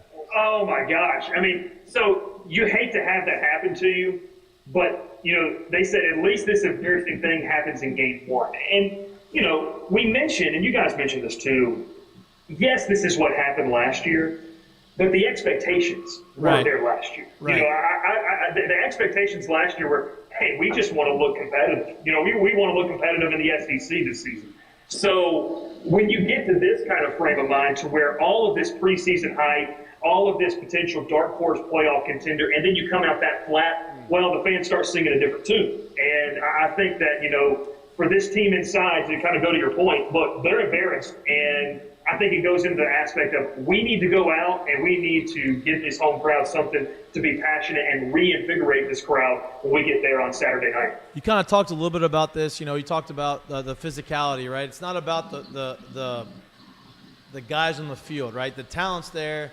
You know, these guys are physical. They're talented. They're the guys. It's the mental side of the game. Like, how do you know, you don't usually see LSU being out physical, right? You don't see a team coming out there and kind of punch them in the mouth. We felt like that was kind of the case this past weekend. And so, you know, the X's and O's side, that's fixable. You can make adjustments. You can do that stuff. But the effort level and getting punched in the mouth, that is something that has to come within the players. And how is that fixable? Obviously, they talk about, it's a mental thing. You got to have a different mindset. But are they doing anything specifically to try to change that mindset, right? Like, you know, there's some things you can do to trick your mind, whatever it is. But, you know, it's one thing to say it. It's another thing to do it. What are they doing to kind of change that, to flip that mindset? Bull in the ring. Yeah, Oklahoma drills. Yeah, what was the old LSU drill that went viral on YouTube a couple of years back? Big cat drill, the baby. Tiger drill or something they did, absolutely. The big cat drill, yeah, the big cat drill. I mean, get that out there. No, well, one, I mean, the first domino was how bad you got beat. I mean, if that wasn't humbling enough on national television, you're the only game. Like for me, you know, I'm 5'10", guys. I'm not near the size, but that would fire me up. Like to start to see that and to start to see like what people are saying about you nationally and around the country, like, oh, this is a fraud, this team's not real, you know, Brian Kelly is not fit to be the head coach of LSU. All these absurd comments that are being put out there kind of in the social media sphere, that would fire me up. But when you kind of get to the mental toughness, I mean, look, this is my first year covering LSU, but I've always watched the SEC and always watched LSU from afar. I've never seen this team be mentally broken as it kind of felt like they were. I mean, Florida State didn't stop it, and you know it brings up the question of, you know, some of those early penalties that happened in that game. Yes, they were way too aggressive, but to me it set the tone. Yeah. Like Florida State was able to rein that in. LSU never even got to that point. You know, it's one of those things. I'll attribute, you guys are baseball guys. When you hit a walk-off home run and you're just going, or you hit a big home run and or a big strikeout and you're going crazy and the coach says, hey, let's temper it down. Right. I'd much rather temper that down than have to get you fired up. Absolutely. And so I think that was something that we saw in this game never really happened. So it brings, you know, what are they doing? You know, there's the coach speak of getting back to the basics, getting back to who you are. But my question is, who are you? Like, who are you? Are you going to be the team that was, you know, shown on a national stage, or are you going to let something else define you? And so getting back to those things, I mean, we joke about it, you know, some of those high-pressure practices. I mean, Omar Speight said today, he said this was one of the hardest practices that they've had altogether. I mean, you know, it's still obviously early with fall camp and all these type of things, but, you know, he said this was one where you could tell guys were still working off of the anger that happened to them, whether it's a personal thing. You know, look, I'll say this, as a defensive back, I would be most aggressive in a practice this week than I ever was. Yeah. Because you got lost. You know, you got flat out beat. And some of those things you can't help because, once again, Keon Coleman's just that big, and that's going to happen. But from a pride standpoint, Kelly talked about, like, we have to be willing to attack more. We can't get conservative when we kind of get beat. And so, you know, Omar Speight said that there were guys flying around at practice today. That's a comforting thing to hear, but it's not necessarily something we get to see. And for me, we saw things all fall camp and practice. I need to see it in a game. For me, just for my objective eyes, I got to see it happen in a game before I say, okay, they're back on the right track. For sure. You talked a lot about the defense and what's been going on. Obviously, especially with the cornerback room, Brian Kelly comes out and says Denver Harris is now available. What do you put into that? think? Yeah, I mean, obviously that it seems like that room could use some help. But whenever you hear that, that doesn't necessarily mean he's going to start or even really get to play, but he will be dressed out. Is that a reason? Is there a reason for LSU fans to be so excited about Denver Harris? What did you see in spring and fall camp from him that maybe he can change the room and maybe can change the attitude of the defense a little bit?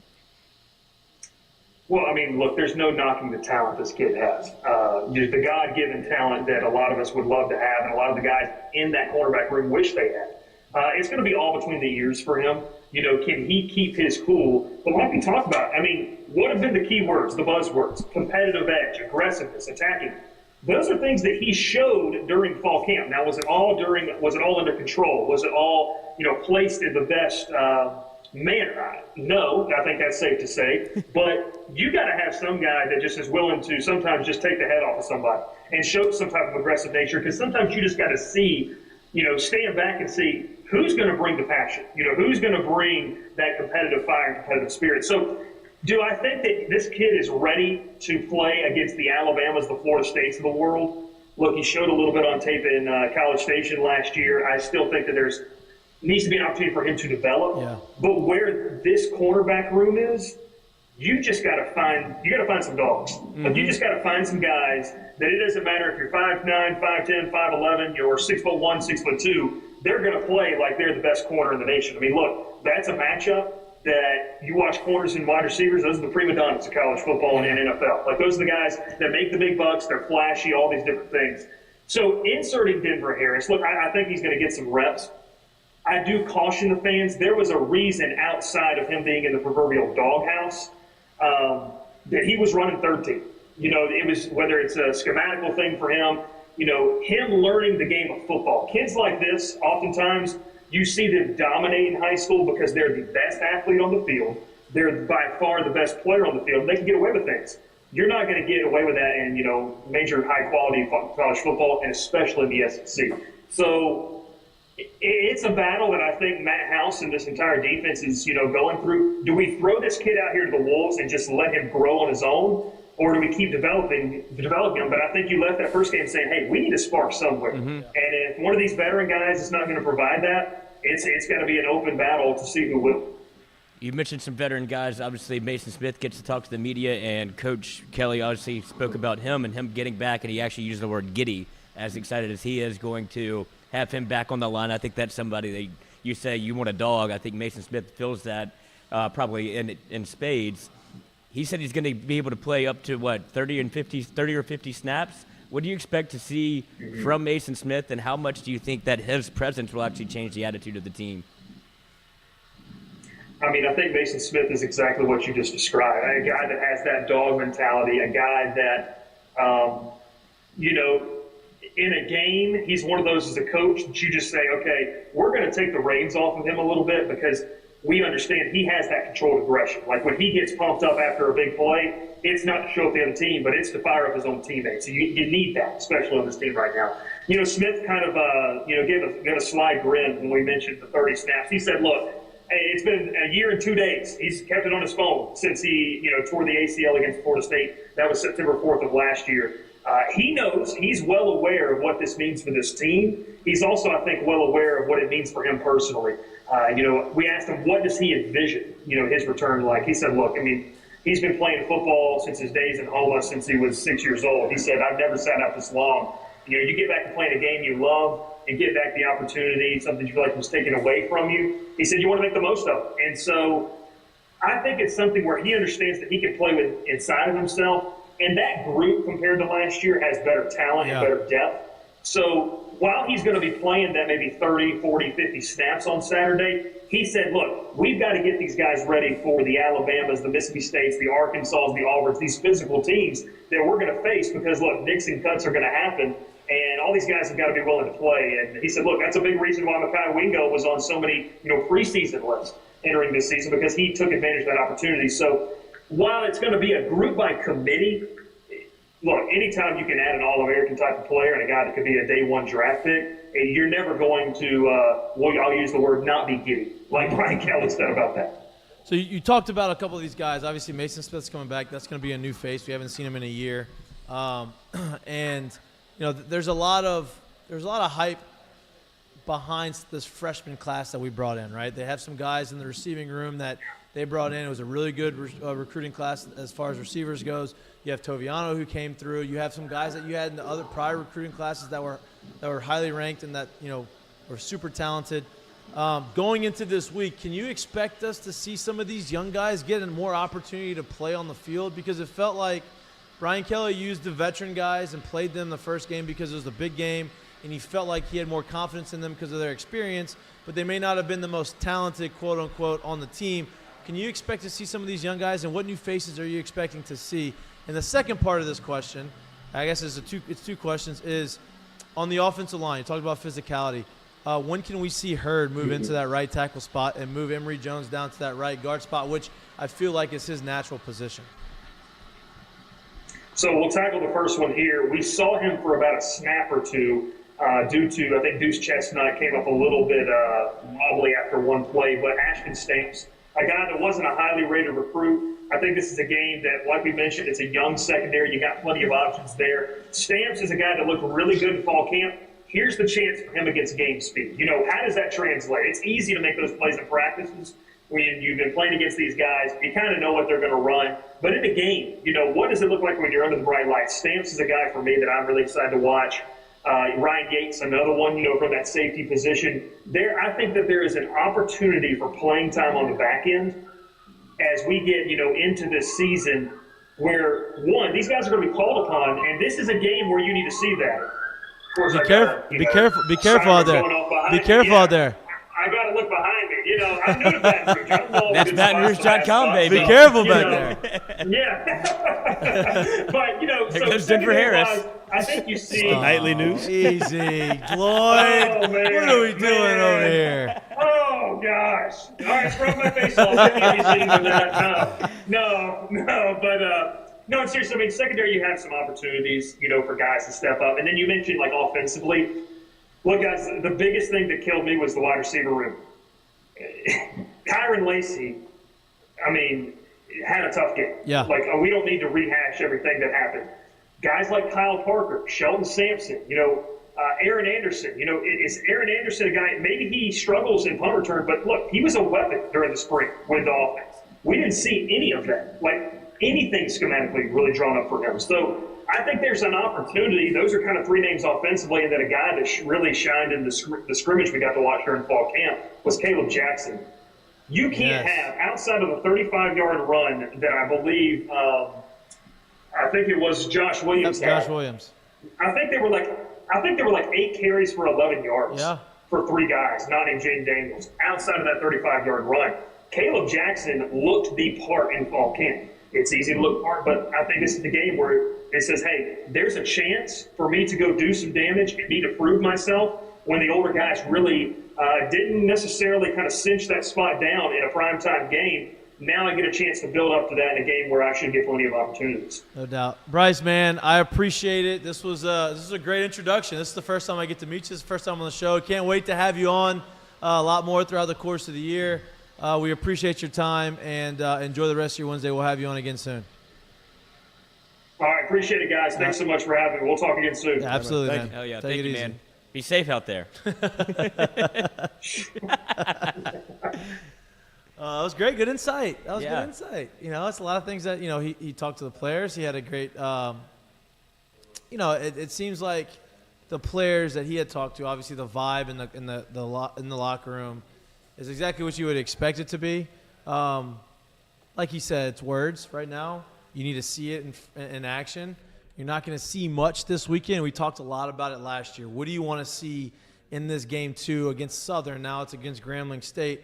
What do you want to see to give you confidence? And I think Jaden Daniels said it perfect. We just want to be dominant. We want to go out there and do what we're supposed to do. Everybody do their job and do it at a high level and make sure we dominate the team that we are supposed to dominate. And, unless they go the opposite way, then, I think that's about all you're really going to see. And it sounds like it has. So, please don't get what I'm saying as the opposite. But I hope that dominance is more geared towards attitude, mindset, and approach than it is just solely on X's and O's, right? I think getting that kind of that swag and that feel back is really, really, really important for them moving forward through the rest of the season. Absolutely. Sucks you have to work on both, though. What do you mean? Like, you need to work on X's and O's and kind of Yeah, but finding your identity. I think the X's and O's are the easier fix. I think the X's and O's opens up more when you play with attitude. You know what I mean? And you start creating yards, creating opportunities that were not there before. It makes it a little bit easier on the X and O side. And he mentioned when he talked to Jaden Daniels that, hey, we had the comeback route and we had the out route and we had a couple slants. That's about all we had. We ran that over and over. This ain't Remember the Titans. It's 6 plays, and that doesn't work. Right. Now, especially not in the SC, not in a big time game like that against Florida State. To me, that's all offensive. That's the OC. That's the play calling. That's the scheme. Why are we doing that? You have a team that you feel like is a veteran. You have a quarterback who you're very confident in. Why are we doing that? Why are we not opening that up? And is it because the others, you don't have confidence in the guys that you had in there to get open? Well, then why are they playing? Right? And so I really do think, man, I'll be honest with you, when it comes to X's and O's too, I really do think whether you throw it to them or whether you don't, you got to get guys like Sheldon Sampson and Aaron Anderson on the field and literally just take the top off the defense. Loosen them up, run the safeties off. Maybe once or twice you actually let it go and maybe you connect. Yeah. But we got to start getting these guys off us to open stuff up more for these guys underneath. There shouldn't be the mindset that we went into that thinking like a flat route and comeback routes is where we're going to win and beat this team. It's almost kind of crazy. Yeah. It's almost kind of crazy to me. I'm excited to watch the Grambling State game, not because it's going to be a good game. I'd imagine that LSU is going to blow them up. I'm excited to see some of these other guys that we did not get a lot to see on the field, right? This is our way of seeing these guys in action and saying, okay, this guy, I can see them getting more reps next week against Mississippi State on the road. But that's to be seen, and it's going to be one of those things where you go out there, dominate physically, and you move on to the next The one. biggest wrinkle you saw in the game was the first play of the game. Yeah. Yep. And then you had Aaron Anderson going in motion all this time. That was cute. Yeah, one time. He got 9 yards. Yeah. And you give it to him again. Yeah. 7 yards, whatever it was. So, I want to see more creativity. I want to see them do that more. Obviously, it's Grambling. You're not going to see much. You could do that. It's important that they go out there and jump on them early and do what they need to do because, like you said, in a situation like this, whether people believe it or not, and in the stadium may be half filled at this time. This is for the young guys. This is the time where it's, hey, this is no longer practice. Yeah. This is no longer not for real. This counts, and seeing guys like Aaron Anderson and Sheldon Sampson and young guys on defense actually go out there and do it, that gives a staff the confidence of you belong in here against Mississippi State next week. No doubt. Right? And so, it is important that the starters or whoever starts this game goes out there and gets the job done early and gives these young guys a chance to play. Because if they can get in there and they can help this team out, that's what needs to happen on the way moving forward. 100%. I'm looking forward to seeing it. Obviously, you going? What? You going?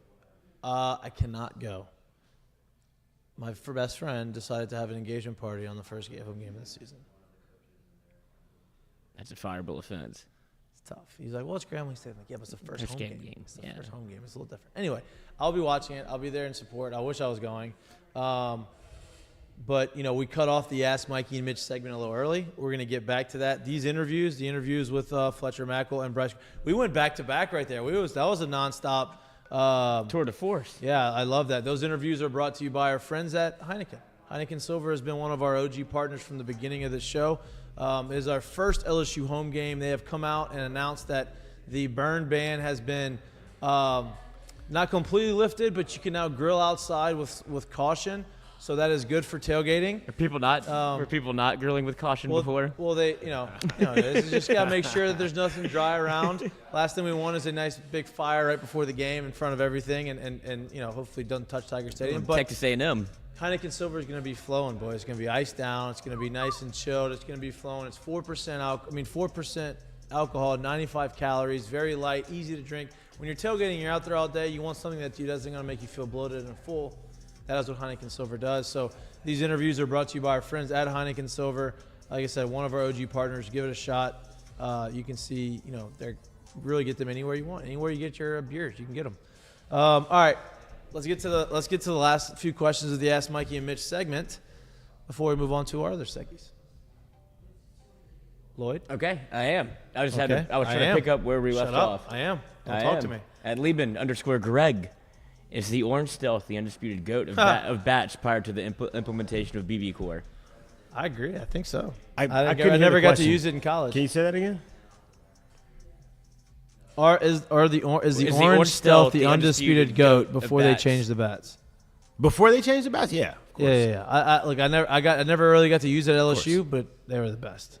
Now, I'll only refute that with one thing: the blue stealth. Oh, when if you crack the code, was the actual GOAT, Hey, these balls were hitting 450 feet on sliders, They were aka like the sliders. tennis racket. Yeah, you go When you crack the code, it would go those and you things hit were a ball the to actual left GOAT. center that would end up in left field because it would just take a hard left turn. What is cracking the code? What is that? You had to get it warmed You up? Literally breaking break the the bat. Yeah. Inside, it pops. Like you got it when you first got it. It was a nice college ting sound, and now you go and people would break it, and it sounded like a tennis racket. Yeah. That was the Trampoline actual effect. GOAT. Yes. Yeah. Next. Thor Boudreaux.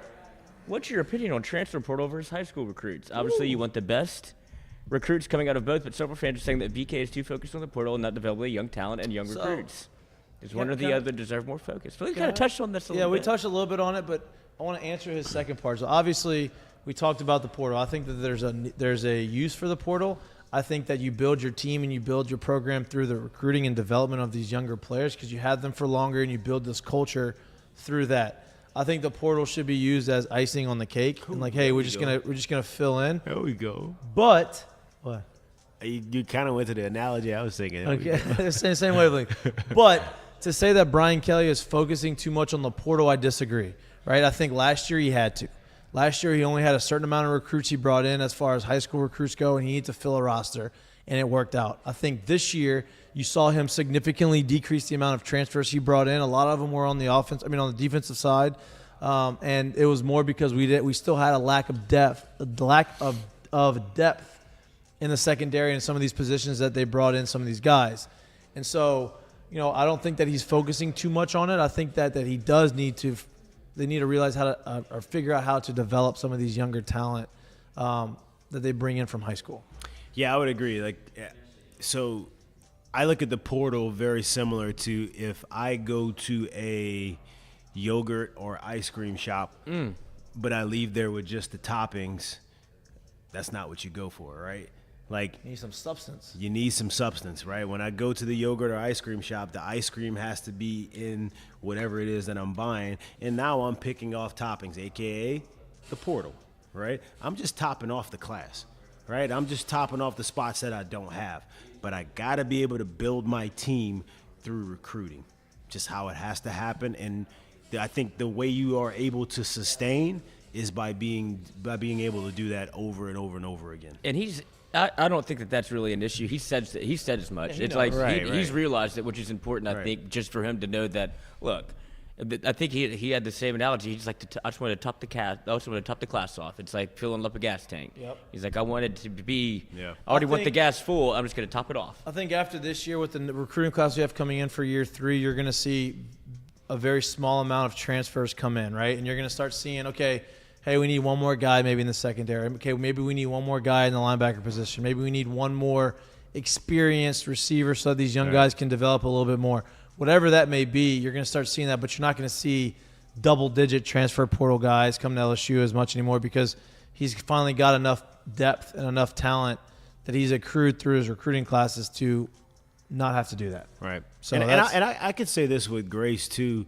At the end of the day, you got to realize – this is only year 2, right? Mm-hmm. And this isn't exactly a job where you're expected to walk in and successful winning season is 8-9 wins. I don't care how anyone says they look at it. If you literally, as a fan outside of that building, if this LSU team, last year's LSU team, next year's LSU team isn't finishing seasons with 10-plus wins, everybody's like, they're not the same. So this job is different than a lot of other jobs, and you're expected to come in and legit win. Yeah. Right? That's literally what's expected of you. They went, 10-4 last year? 10-4, right? Yes. if they would have gone 9-5, everybody would have been like, Yep. wow, they failed. They lost 5 And games then they this went year. to SC championship game. Exactly. You get what I'm saying? So like that is that standard that you have here at this school is a lot different, and there's not very many schools in the nation that could say that they have that standard. It is here, so it's a little bit of a different job. So I can give it some grace when it comes to that. Yep. All right, next. Last one. Yep, perfect. Score and who wins? Alabama, Texas. Ooh. At Alabama. It's at Alabama. Bryant Denny, where the lights are flashing. We're scoring points. I think I'm gonna go 3 quarterbacks. I'm gonna go with. I get it. I think he's already a pretty high draft prospect. I think a little bit of a star is born in Quinn Ewers, but I somehow feel like at home, Alabama will take it. Here's what I think. I think it's going to be a really good game. I think Texas is going to challenge Alabama. I think it's going to be a closer than 7 points. I think Alabama is going to go to the Alabama that you're used to seeing in 2009, 10, 11, 12, 13. Like, you're going to see them physically dominate or try to physically dominate them. And it may not be as high of a scoring game as you're used to seeing over Alabama the last 5, 6, 7 years. But I think you're going to start to see, okay, they're taking some punches from Texas. Texas takes the lead. Alabama maybe takes the lead, gets that momentum, and all of a sudden you're going to start seeing them just pound the rock. Milroe is going to do his deal, and I think that they're going to end up winning. I think it's going to be – you want to talk about scores? I think it's going to be Alabama 30, Texas 27. I tell you what time the game is? Nighttime, baby. But better not be at 11. I'm watching Coach Prime at Coach Prime at 11. That's a nighttime game. Ain't going to put Texas and Alabama at that 11 o'clock game. 6 p.m. If they did that, that's the worst scheduling in all of college football history. So, It it was. a early game last year. Texas played Rice, won 37-10. Do you know who the Rice quarterback is?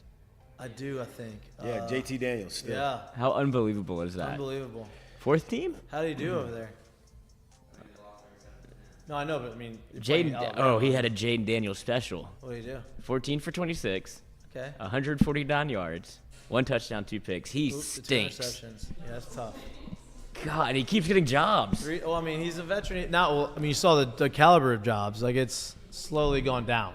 Slowly it's a precipitous fall. Yep. Oh. That's mine. 30-27 Alabama wins. I like that. I'd like to see Texas win. That'd be great. I think a lot of people, because of what happened last year and how it ended with Quinn Ewers getting hurt and Texas having the lead against you had to see Bryce Young pretty much put on the Superman cape for them to win. And now you'll get a real test of Jalen Milroe because a lot of smoke and mirrors in that game to where it looked better than you thought, but the expectations were very low. For Milroe. Yeah. he's an explosive, powerful runner, right? Like, oh yeah, I mean, it's. And I think he's going to throw enough. I think he's a very capable enough passer to be able to do fine. So that's my prediction. That's it. That is it for Ask Mikie Mitch. Ask Mikie Mitch brought to you by Friends of FCO Development, civil construction company, based out of Lafayette. Civil development company based out of Lafayette, Louisiana. They specialize in multifamily construction, site drainage, site utilities, earthworks, site clearing, house pads, ponds, hurricane cleanup. Hopefully we don't have any hurricanes, but if you do, and if you have anything that you need these jobs for, give these guys a call. They're great people. They've been in the industry for a really long time. The number is 337-534-4675. Again, that number is 337-534-4675. Give them a shout. Tell them that we sent you. They'll be overly nice to you. All right. That is it for the show, but we have some seggies left. And it looks like the bottom part of the show is pretty packed and full. It is. It is. We had a couple options for Mistake of the Day, brought to you by Dozy Place. And this was an unfortunate incident that happened on a plane where they had to deplane because of a biohazard. How does that happen? I mean, and you're just like, well, what do you mean all over the plane? Then the video surfaced, and it was all over the plane. It is all over the plane. I mean, the rumors are this is diarrhea. This is diarrhea up and down the entire aisle. And where is this? They had to. This plane was going to Barcelona. Yeah. It was playing from Atlanta to Barcelona, and they were going, and the Whoa. pilot had to call into the tower and say, "Hey, we have a biohazard diarrhea all over the plane. We are going to have to turn around and go back to Atlanta." They turned back around, went to Atlanta because it was a biohazard because somebody Is that from One Pair of Cheeks? diarrhea all over the plane. Yeah. So, like, how does that happen? Was this person trying to get to the bathroom and just started shitting on themselves all the way down the aisle? How does that happen? Man, y'all just go ahead and burn that plane. Let's Yeah. just But cook dude, the whole what? thing. That thing's over with. Don't What put a- nobody else on that plane. I mean, what a pilot's move to be like, y'all good with us? Turn around, like, absolutely. Yeah, get us How the does back. that happen? I don't want to dude? stay on this plane. Can you imagine what it smelled like? Yeah. Recycled air. Nah, Biohazard. That's terrible. Rumors that people don't even think it's a person. They think it could have been a service dog because it hasn't been released as to who did it. Oh. And so maybe service dog, maybe somebody that works for the plane industry, an attendant maybe. That's a long Wow. trip for a dog. Because they haven't let out who dealt it. Well, it's That's pretty a long trip embarrassing. for It's pretty Oh. embarrassing. So, like, I'm sure they're gonna try to keep that confidential. That's a long trip for a dog. That could, I mean, someone that How do you person, do if they release that name, that person's getting worn out. Oh God. Oh yeah. Oh, Oh, she's yeah. famous now. This Oh, person yeah. is this person's in shame. Yeah. Well, then now there's another conspiracy theory about Could her. you imagine that she's happening? not. That's not She's really not the real real? girl. Oh, that's fine. If there's two of them.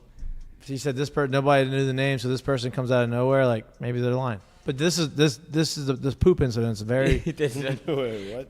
This poop incident is very. I mean, I guess if you tough. to play out the scenario, they were going. I mean, once it starts, it could have been the Notre Dame podcaster. Segment. This is two poops in a row. Two poops. Mishaps. Yeah, it's not good. Because once that thing And started, it ain't stopping. Can we stop talking about this shit? Oh man, that's tough. That's tough. That is a good mistake of the day. That's Good it. mistake of the day. All right, let's get to our curtain calls. Curtain calls are brought to you by our friends at Assured Partners. For all your insurance needs, call us at Assured Partners. We're here. We're here to help. 5 hours Very to good at clean what up we the do. plane. You know, shit. They probably fucking sprayed with a fire hose. Throw some Dawn soap around there and spray that shit, and then put some Febreze, like everything. All right, curtain calls. What you got? Oh, they tried to I'll do lead it off. Go ahead. The official feel of I think we're old as shit. If you didn't see it earlier, which I'm sure a lot of LSU people did, They're not that on the female side of it not was that young. a college student gracing Sports Illustrated and Livy Dunn. There is a newly released. She's also in the commercial of the Manning She Cast is. commercial. She's on the Manning Cast commercial, right? There's also now the newly released GQ magazine where the spread is none other than your recent Heisman Trophy winner, Caleb Williams. He's also been in the news by saying, I'm not going to go to the draft at number one overall because I think that I'd rather stay here and go back and pick a team better. It is today is officially, this is a different day where you are now seeing college athletes grace the cover and the spreads of what has been traditionally known for the who's who names of not only professional sports, but the entertainment industry and all of that stuff. And now you're seeing it being college athletes. My question is maybe because some of these guys don't necessarily know any different or the agents don't push it that way, however it is. I'm wondering if they're doing these things at what is usually a discount for whatever that spot is, right? You're right. Like, what's the going rate for him? I would imagine Harry Styles and Caleb Williams are not getting paid to do this the same amount. thing to do the GQ cover, right? Sure. I wonder if Interesting that's look. how these businesses are looking at it and they're going that route with it anyway. Either way, it's a new day. That's New day. so new to see and stuff like that. It's almost crazy to see where that's gone Nuts. today. And so quickly, too. Yep. That's your curtain call. I love that. Lloyd? My curtain call is something that LSU, lucky enough to be included in with the Mamba program, as they're a partner with Mamba and Mamba City Sports Foundation. So the LSU women's basketball team will get some custom kicks, and they are fire. But this goes to show how Where they're at now. where LSU basketball is now, because I think it was Women's one of four. basketball. Yeah, LSU's women's basketball, one of 4 teams, I believe. Still a ways to go. Yeah. But these things are sick. Also, number one recruit in the country for 2024 on campus now. So, visiting this week. I would wear those May not leave. because I usually hate like the LSU branded stuff. That looks sick. Those are sick. Those are sick. Yeah, Kim Mulkey's done a really good job, obviously, of doing that. Now Good hire. By the way, Angel Reese, did you know she's dating the Florida State basketball player? Did y'all see that? Like, they had a bet, and so she had to wear Florida State gear, whatever. That was basketball.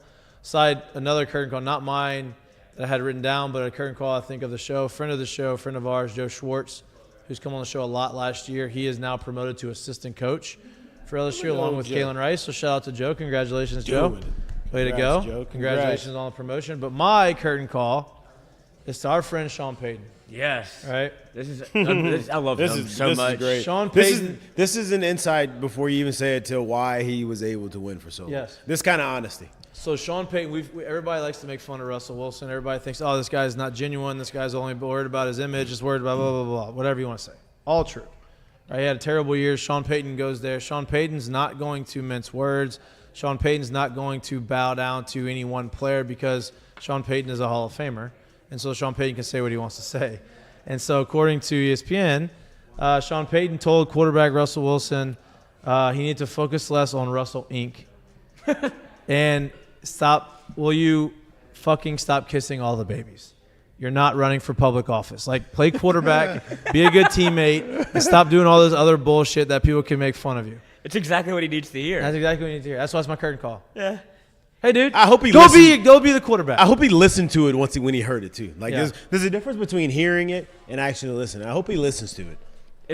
Sean Payton It's probably the best advice he could have given. Yeah, and Sean Payton has been trying with him. He's went to basketball games with him, and he's been around him a lot, to where I think he's seen enough and has been like, it's like this every fucking day with you. You want to know what's crazy too? Is You never turn it off? Yeah. No, but you know what's crazy too is that Sean's not stupid, and this is also part of why he is a Hall of Famer. Is I'm letting it out the bag right now that I've said everything that needs to and that I have to say to this kid, and everyone knows. That way, if it's not on par, I'm setting myself up to get a new quarterback here before my record and all of this gets dashed. Yeah, you're not taking me down with you. Yeah, exactly. Like, don't be silly if you don't think that's not in the back of his mind. No and doubt. Guess what? It should be, honestly. Absolutely. I love it. It's a great message. Goes to the office, kicks his quarterback coach. That's like, no, you're not part of this team. Get your little team 3 out of here. Just clean No, up. they're already out. Yeah. It's just him. Oh, you think He's already did that Think part. you can have an office in here? No. No. Y'all can convene at home. It's not going to be here. Let's see. That's I your have shit on the plane. I have round 1, pick 11 on this fantasy draft, which I kind of like that. Take Travis Kelce. Not going to do that. Take I had the Travis same I thing can't wait last to let time. y'all see the name of my other fantasy team. Taylor. I won't do it here. Okay. We appreciate the love and support. We appreciate Who you you taking? tuning in. I don't know yet. It depends on who's there. Please like and subscribe to our YouTube channel. The thumbs up button does us a lot of good. We are here again live in studio 1 to 3 Friday. We will be talking everything betting, everything LSU, everything, all sports here. Have a good time. We're going to have alcohol on ice. We're going to be ready for you. If you don't like, get to post game. we get to see what happened with it's the first game of the season. Everybody's watching that NFL game. A lot of prop bets going to be played, kind of like sort of semi Super Bowl-ish, where you play some prop bets and you have a lot of bets. So we're going to talk about that, talk about the recap of the game, preview, obviously a little bit more preview of the weekend, not really much. Talk about all the sports news. If you can't watch us and you like listening to us or anywhere you get your pods, again, we appreciate the support. We appreciate all of our sponsors. And enjoy the rest of your hump day. We'll be back on Friday. Peace. Love you. Love you.